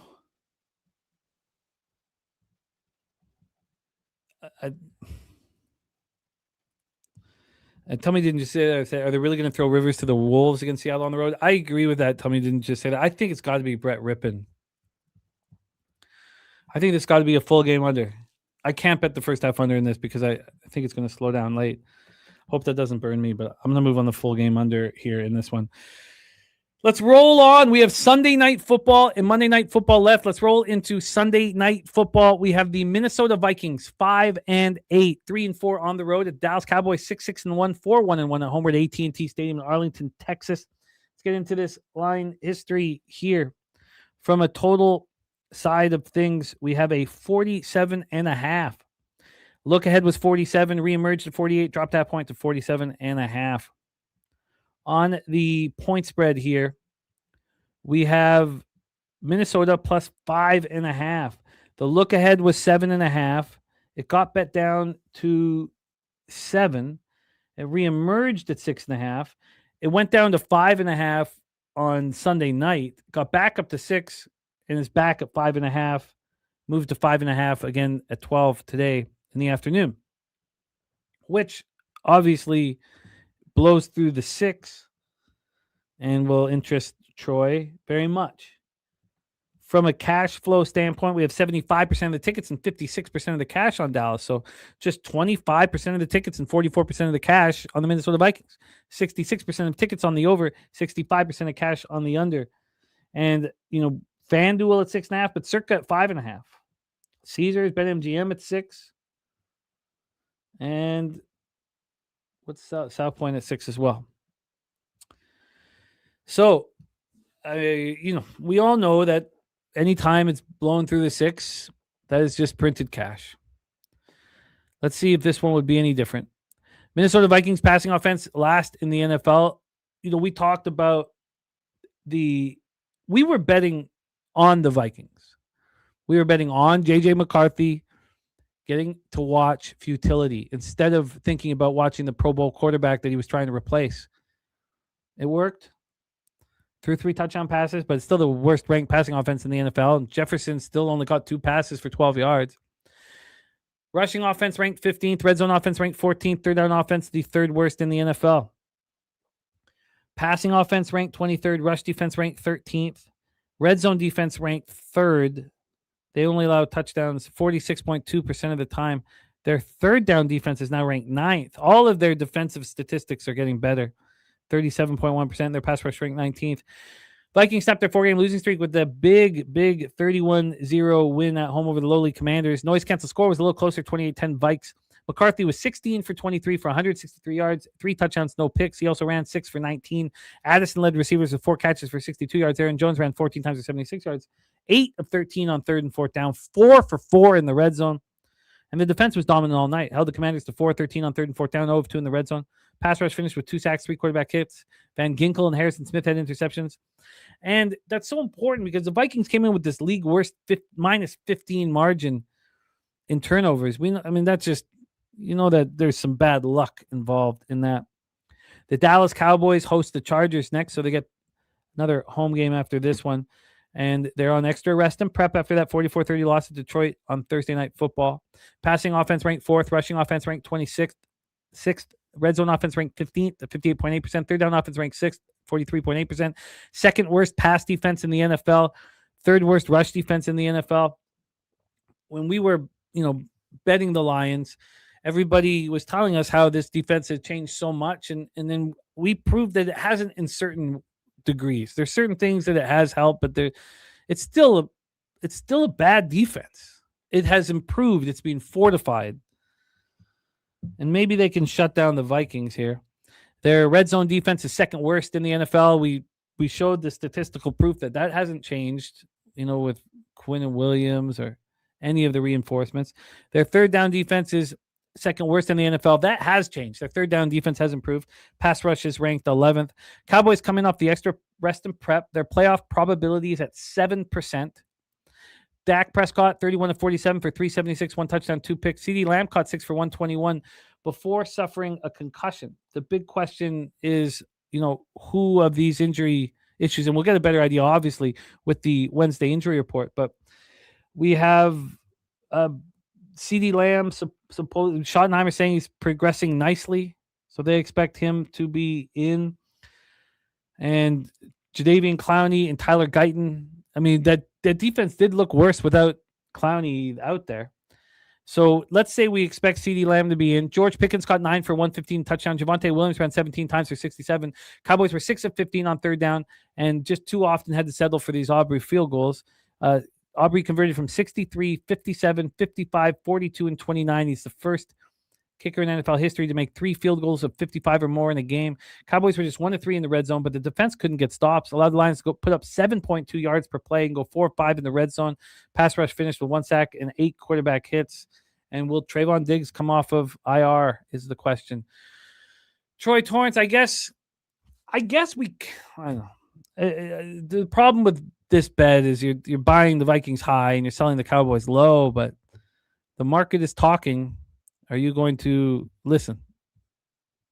Of course I'm going to listen in this spot, of course, because I know the public don't believe in J.J. McCarthy. Even after a 31-0 blowout win, I know that's what's getting in the way, and that's why it took me a while to move. I just wanted to make sure. I think I have a clear enough view of this market that we're going to get a clean cut below this 6. I think that's going to be the case here. And even if it was to close at 6, I mean, I'm looking at 6.5 openers for the most part in this spot. That's a very bullish market, an extremely bullish market, not only on the spread, but on the money line. And this does have all the elements of closing below the 6. And the Cowboys defense, we talked about it. They get exposed. The one good offense they see, well, I guess you could say they saw 2 good offenses. The Chiefs, both teams, be it, Chiefs, Lions, they put up over 30 points on it. I mean, they destroyed this Lions defense. 7.2 yards per play, 4-5 in the red zone. Goff threw for 9.1 yards per attempt. Yeah, sure, the Cowboys defense looked good against the Raiders, but everyone started, they just got too far down that rabbit hole, and they got burnt. And I still think that there's a belief in this Cowboys team, and I don't want it. You cannot back this Cowboys team in this market, knowing the defense the way they have been. I mean, this is the type of defense and environment where I think J.J. McCarthy can thrive. O'Connell, I know he's going to be able to attack this very weak secondary. He's going to get mostly zone coverage where he's been significantly better. He's going to be indoors where he's been much better. He just put up 129 passer rating. That's going to give him some confidence. He beat the Lions indoors. He nearly beat the Ravens at home indoors. Arguably should have. I know J.J. McCarthy has had his issues. I've called him one of the worst quarterbacks of all time, and that's just by the metrics per his EPA per play. But let's not forget, this guy was highly touted. O'Connell put his belief in him. And I think he can win with JJ's skill set. There's a reason that they kept this kid around. And we've seen it this past week. Now, will he be able to make it?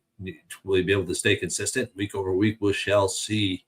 His mobility. He's surrounded by talent. He's got great coaching. And then you got a great coach on the defensive side of the ball. And I know that the Cowboys offense is great. It's elite. But I also believe Flores will be able to generate stops. And I think the back door is going to be perpetually open in this game. Talking about a Cowboys team with a vulnerable defense, a surging Vikings defense that continues to improve. And let's look at this defense. I mean, the Commanders, they blanked them. The Seahawks, 26 points. The noise cancel scores 15 points. The defense created points. The Packers, noise cancel 20 points. They scored 23. Noise cancel said 20. The defense created points. The Bears, the noise cancel was 18. Bears scored 19. Very tricky game there, but I believe this defense will be able to generate some stops and keep this game close. I am on the Vikings plus 6.5, and I might as well just sign up for the 6 right now. I don't know what I'm waiting for. So you got the Vikings plus 6.5. You're probably moving on the 6. If you're on the Vikings, doesn't that correlate to the under? Yes, sir, it does. What's keeping you off of that at this point? Just because of my just so strong on the side that I don't find it that appealing. Like you take the side or the under in this spot. And I don't even know if that actually plays out. Let's see. I just want to see what this looks like. It's been pretty much 50-50 towards the under. Let's see these higher totals. I mean, it's 50-50 proposition. It is on prime time. This is a very familiar prime time market. It's 50-50 all the way around on this total. Huh. So Last time the Cowboys were in this market type, they won 20-19 against the Lions on primetime in 2023. They opened at 6.5. They closed 4.5. The total went from 53 to 52.5, and it went way under.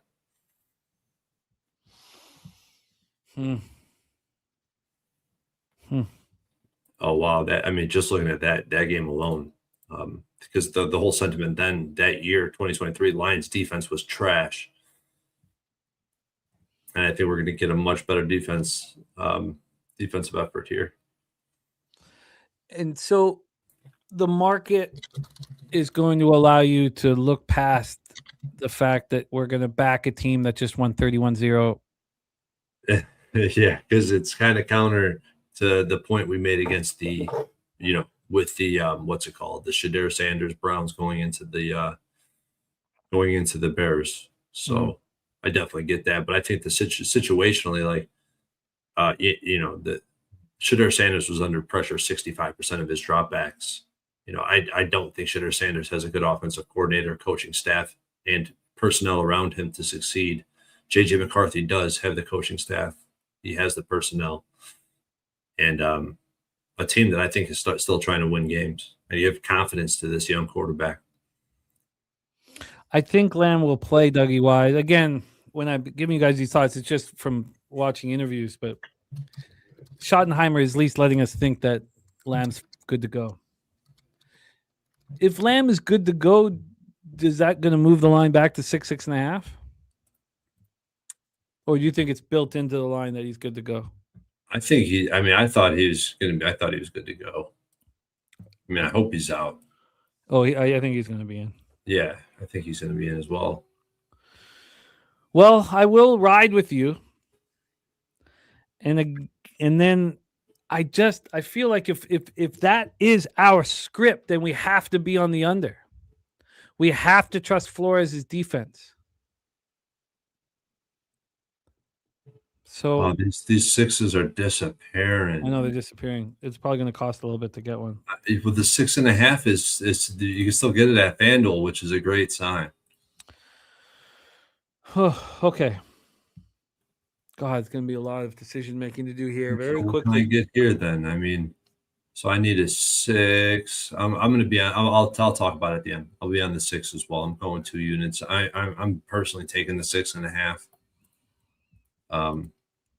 I guess I'll take this. So quickly here, just before we move on, the Minnesota Vikings pass defense is ranked 23rd. It's actually getting better week after week. All of a sudden, we know that they have a great red zone defense, one of the best in the league, ranked 3rd in the league. Pass rush is ranked 19th. That's improving. Their defensive numbers across the board are improving quite quickly. So can they slow down? Like, how many points did the Broncos score in this football game? Or sorry, the Cowboys score in this football game? Cowboys score between 27 and 30 points. Well, then this game goes. Oh, what? The game goes over. I think. Well, yeah. I don't know, man. I don't know. I guess 24 to 27 points. Do you believe that Flores and the Vikings defense can slow down the Cowboys? Yes, sir. Yes, sir. And I don't think they've seen a defense like this before. If anything, the only time they've seen a defense that's even comparable, it was the Broncos, where they definitely struggled, but now they're indoors. Like, that's not the same type of spot. So that's why I didn't reference it, but that would be the closest thing that they've seen to this style of defense. Do you think the Vikings defense right now is better than the Lions defense? Oh, yes, sir. I do. Oh, man. All right. Lots to think about, man. And then we're going to get these Aubrey field goals all game long, I'm sure. Oh, God. It's going to piss me off, man. I hate it. Then my guy, I'm fucking heavily invested in the Eagles. He can't make a 45 or whatever it was yarder. I'm reeling at halftime yesterday. 45 yarder Elliott couldn't make. All right, let's move on to the Monday nighter. Monday, December 15th, 8:15 p.m. Eastern. Miami Dolphins 6-7, 2-4 on the road at the Pittsburgh Steelers 7-6, 4-3 at home at Acrisure Stadium, Pittsburgh, Pennsylvania. It is cold. 23 Fahrenheit, snow showers, but very little wind at this point. 3-mile-per-hour winds. The Pittsburgh What's Steelers, the temperature, Jimmy? 23 Fahrenheit. Snow showers, 3-mile-per-hour winds. Look ahead was 3, and it moved to 3.5 while it was available. It reemerged at the 3.5, dropped down to 3 for a cup of coffee around 1 in the morning yesterday. Gets back to 3.5. And so since its reemergence, there's been a very, very slight move towards the Steelers. But right now, the Dolphins are juiced at the 3.5. From a total perspective here, our final game of 16 on today's card. 3 hours and 21 minutes, a little faster than usual. We have an under 41, minus 113 to the under. Look ahead was 41.5, reemerged to 42.5, kind of bounced around that 41, 42, and it's at 41 right now. So since the reemergence, this has dropped 1.5 towards the under. Let's get into the cash flow here for this one. 85% of the tickets on the Steelers and 76% of the cash. 73% of tickets on the under and 91% of cash on that under. Fireside says Steelers letdown spot. Dougie Wise says, I think the Steelers can win. Man Bear Pig is on saying the Dolphins can win. Harold Williams says this Miami streak comes to an end. And Susie Easton says, well, how well do the Dolphins play in the snow? Well, Tua Tagovailoa, with temperatures 41 degrees or less, picked up his first win. Actually, I guess that is actually 46 degrees or less. So he's now 1-7 after that victory at the Jets. Let's talk about these Dolphins. They host the Bengals next week. Passing offense ranked 22nd. Rushing offense ranked 9th. But Achane, well, we'll talk about the injuries. Achane looks like he's okay. He's good to go. Red zone offense ranked 21st. Third down offense defense ranked 20th. Rush defense ranked 11th. Look at these defensive numbers. Jalen Phillips goes and they start rolling. Red zone defense 5th in the NFL this year. They only allow touchdowns 48.9% of the time. Third down defense ranked 16th, 38.8%. Where is the problem defensively? Well, it's their pass rush. Last in the NFL. Dolphins coming off their 4th straight win, 34-10 victory at the Jets. Noise canceled score was right there, 33-10. Tua Tagovailoa, 13-21 for 127 yards, touchdown, and no interceptions. Tagovailoa now 7-0 against the Jets as a starter, 8-0 overall in games against the AFC East. Crazy. Jalen Waddle ran 24 times for 107 yards, and what is that? Oh, yeah. That's not right. What am I missing there? I think that, oh, yes. I think that's Jalen Wright, not Jalen Waddle. Sorry. I was like, what the hell is that? Like Jalen Waddle's run. Jalen Wright ran 24 times for 107 yards and a touchdown because Achane ran 7 times for 92 yards and a touchdown before leaving the game with the rib injury. McDaniel said that he could have played if it was an emergency, but they were in control, so they didn't. Dolphins were just 2 of 10 on third down, but were a perfect 4 of 4 in the red zone. The defense was strong throughout, held the Jets to just 3.6 yards per play, held the Jets to 1 of 12 on third down and 0 of 3 in the red zone. The pass rush, that's ranked 32nd in the NFL, had 6 sacks and 8 quarterback hits. Rasul Douglas, Tyrell Dobbs, Nathan Bonner got picks. Linebacker Caleb Johnson left in the first quarter with a shoulder injury. He didn't return. Safety Elijah Campbell was ruled out in the third with knee and ankle injuries. Both are considered questionable this week. The Pittsburgh Steelers are at the Lions next week. Passing offense ranked 25th, rushing offense 20th, red zone offense 7th, 64.1% touchdown rate. Third down offense 14th at 40%. Pass defense ranked 15th, rush defense ranked 15th, red zone defense ranked 7th. They only allow touchdowns 52.1% of the time. Their third down defense has been bad all year. It's ranked 27th. They allow conversions 43.2% of the time. Pass rush ranked 3rd. Steelers coming off a crucial 27-22 victory at the Ravens. Noise canceled score was 26-26. They won despite being outgained by the Steelers 420-318. Aaron Rodgers was 23 of 34 for 284 and a touchdown. No interceptions. He even ran for a touchdown. His best game as a Pittsburgh Steeler. DK Metcalf led receivers with 7 catches for 148 yards, but the running game struggled. Steelers combined run for 34 yards on 17 carries. The Ravens lost despite outrushing Pittsburgh 217-34, the largest rushing advantage by a losing team since Jacksonville outran Indianapolis 243-45 in 2022 and lost 34-27.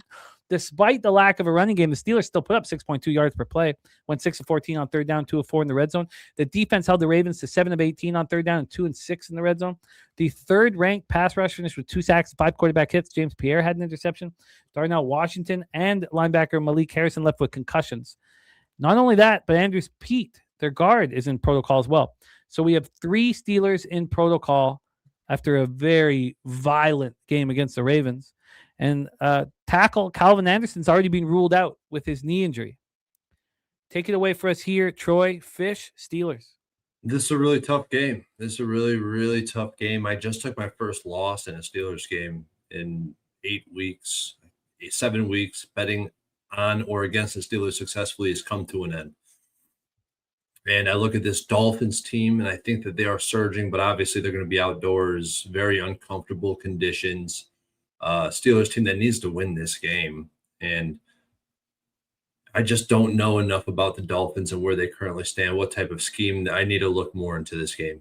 I haven't done my due diligence in this spot yet, but I will say, just looking at this market alone, there's probably little to no chance that I am on the Dolphins. I'm really hoping to see this just toggle between that 3.5, like I talk about frequently on the show.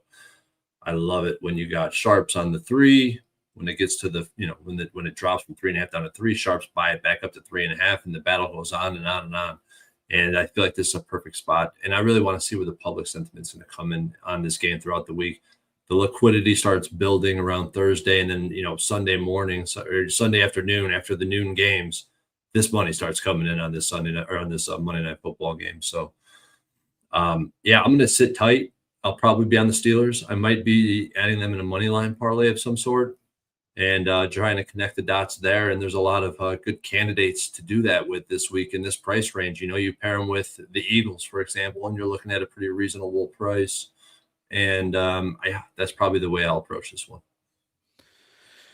Do you believe in what the Fish are doing here with 4 straight wins? Finally winning in the cold? No, it's hard to say. I mean, they're coming off a win where they stomped the Jets and A-Chain ran all over them. Are they going to be able to do that against the Steelers? I really want to see Tua and how he's performed versus 2 high safeties, because I think he's going to see a lot of 2 high here. And then, there's just so much more I need to dig into here, Jimmy. It's hard for me not to want to fade the Steelers after that win. How about but you also got the Dolphins, though. It's tricky to back them. Yeah, it is. It's tricky. This is I don't like this as a Monday Night Football game, to be honest. Well, we have more time to. Thank you, Slatsy. Yeah, what a guy Slatsy is. I just want to fade the Steelers. And one thing before we go is that the Jekyll and Hyde nature of the Steelers is not home and road dichotomy. It's not really happening too much anymore. It feels like that's not really happening. It's not like they're, we watched them lose 26-7 at home against the Bills and show nothing. And get destroyed on the ground. They get destroyed on the ground. Why would, Achan and, as I screwed up his name the first time calling, Jalen Wright. Why wouldn't Jalen Wright and Achan be able to do that to them? They should be able to. I don't know. I have to dig in more. What type of run scheme are we going to see? And how does it pair, or how does it compare to what the Bills did? And, how is Tua versus 2 high safeties? How is the Steelers' defense versus the short passing game, which I think is pretty bad, to be honest. So I still need my due diligence to be done here. I think the Dolphins can stay in this football game. I agree at face value. I hate the number. I wanted to get out. If I wanted the Dolphins, I wanted out of the 3.5 range. I'd rather take Dolphins 4 or Dolphins 2.5 than 3.5. And that sounds sick to say, but that's how sick I am. Sick in all the right ways, Troy. I'm interested in the Dolphins. I'm going to be capping this for a while. I want to fade the Steelers after that massively important game. I want to fade the Steelers after Aaron Rodgers has his best game in the Steelers uniform. And look, I know that he's comfortable with 23 Fahrenheit weather. I know that. But this is also Lambeau and Acrisure are fields that are heated, right? Arrowhead, Acrisure, Lambeau, Lincoln Field, and Soldier Field are the 5 fields that are heated. So he's probably going to be pretty comfortable. I do still want the Dolphins. And I believe in this momentum that they're putting together. Look, I know it's been against very weak football teams, but the Steelers defense, I mean, at this point, the Dolphins have a statistically much better rush defense than the Steelers. The Steelers have a better pass defense than the Dolphins. The Dolphins have a better red zone defense than the Steelers. The Dolphins have a better third down defense than the Steelers. Is it fair to say that the Dolphins have a better defense than the Steelers? I think so. And I think, based on what I've seen, they stopped the run. And they've been able to stop the run, towards the later half of the season. I don't know. It's pretty close. I would never imagine that we would be saying that 4 or 5 weeks ago. I know. So I'm going to leave it at that right now with the Dolphins game. But if you think the Dolphins cover in this game, is this an under? Or is it right there at 41.5? It's too sharp a line. I would have to. I need more time with this game. Sorry, man. No worries. I know it's a primetime game, and I will have action on this game. We're going to have a live stream for this game, and I will come fully equipped. I'll be fully equipped probably by tomorrow night. So, I'm excited about this. I like this Monday nighter Dolphins Steelers. I think it's going to be a lot of fun. I look forward to capping it. I mean, we know that the public is going to be on the Pittsburgh Steelers.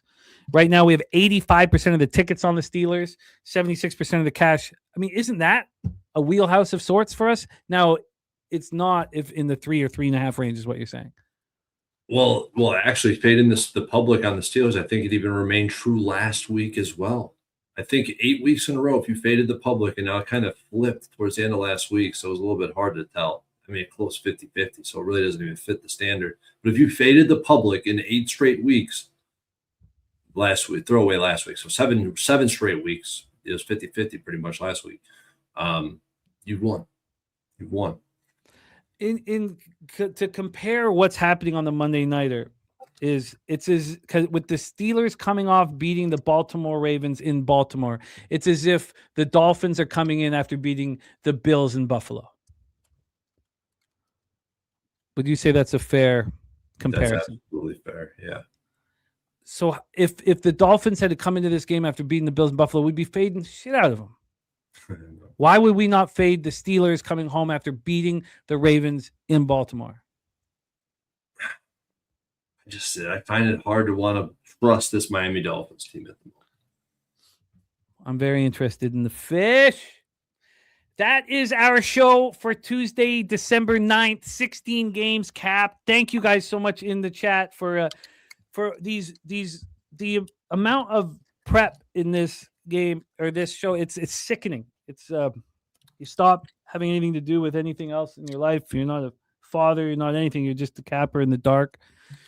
And it's really stressful and it's not fun. But you guys inspire us and you keep pumping us up with energy. And then watching Troy's success throughout the year is another thing that kind of inspires the work. And then the Tuesday night ends and I get my action out around 12:31 in the morning. I'm so beaten up, but the capping never stops. Betting with the bag tomorrow, and we keep hammering away. Thank you guys so much. I truly mean that. Thank you guys for inspiring us and pumping us up with energy. Troy, let's go over action here. Take it away, your card for week 15 of the NFL. So I kick off Thursday night with the Falcons 5.5 -115. I got 2 units I got the Bills money line. I got the Bills -1. We got the double result on the Bears at -140. I'll probably integrate some teasers there. The Ravens money line minus 135 and the under 52.5 in that game. I did pull the trigger minus 110.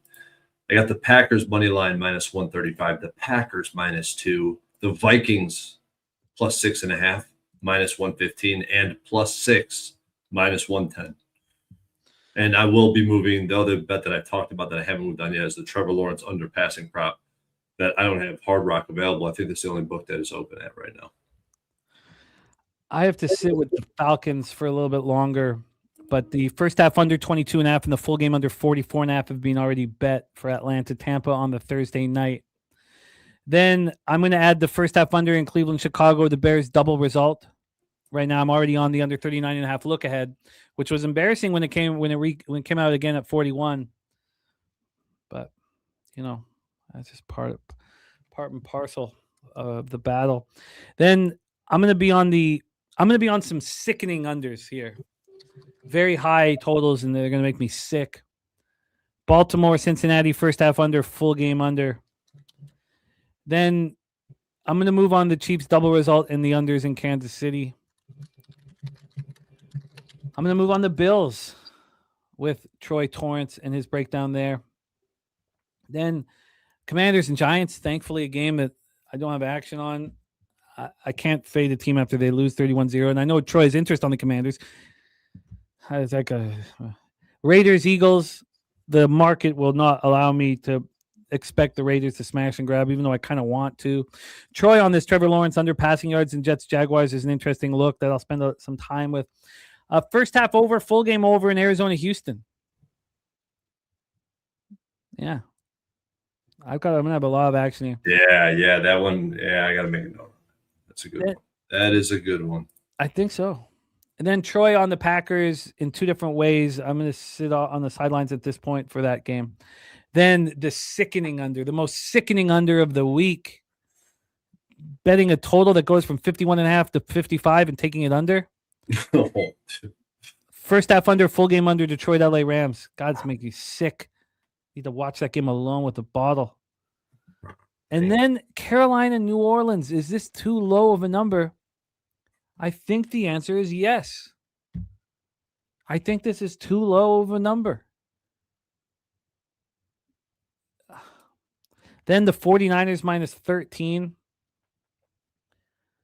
I haven't taken a spread that high this year, but I've only taken 2 double-digit spreads so far this year. I'm 2-0 on them. Then the unders in Colts, Seahawks, but it has to be a full game under. This will be the one that's not the first half and full game. I'll have to just go full game because I want it to slow down the second half. Then the Vikings, and I don't know yet about the unders in Minnesota, Dallas. You know what? That one makes me a little bit more uncomfortable. So I'm gonna add a few question marks to that one. I'm gonna sit with that one. I'm not gonna bet that one tonight. And then the Dolphins is another one I'm gonna sit with and let that shit percolate, marinate, whatever you want to call it. Fireside, Susie Easton, Ron Young, Jared TG, Dougie Wise, Digging, my man WT down in Costa Rica, Ayas, Luke Burrow, the leader of the Harbor Acres Cottages, $1,000 bonus right now with 3 perfect weeks. Thank you guys. Harold Williams, thank you. Slatsy, all of you guys, thank you so much for all that you do for Troy and I. Tell me you didn't just say that. Vincent Hawkins, thank you guys. Truly, truly, thank you. To our producer, Jose Bouquet, who works tirelessly behind the scenes. Jose, thank you for all that you do for us. Troy, AJ's dog still, thank you, my man. Donut Silks, thank you. And Troy, I'm really excited to watch you cook this week, man. You just can't go through an 18-week season without 1 week where things just don't go your way. And now it's about character. How you handle it. Exactly, my guy. And you know what the fucked up part about it is like I feel like this past week I lost this past week. Now, if I had good variance, I could have broke even. Last week I broke even. I had slight profit last week. I should have had a monster week. I feel like the real variance was last week where I didn't get paid out. And so it's 2 weeks in a row. I got to keep my head right. It's about going 1-0. There's a reason I'm here every single week. I mean, I love the show, love the channel. This is the best. Pub Sports Radio is the best to do it in the industry. I truly believe that, and it's because the people in the chat, bunch of sharp, I feel like we got this is the sharpest chat on YouTube as well. And at this point, there's only one thing to do this week. It's to go 1-0. It's to go out into week 15 of the NFL and leche los bookmakers.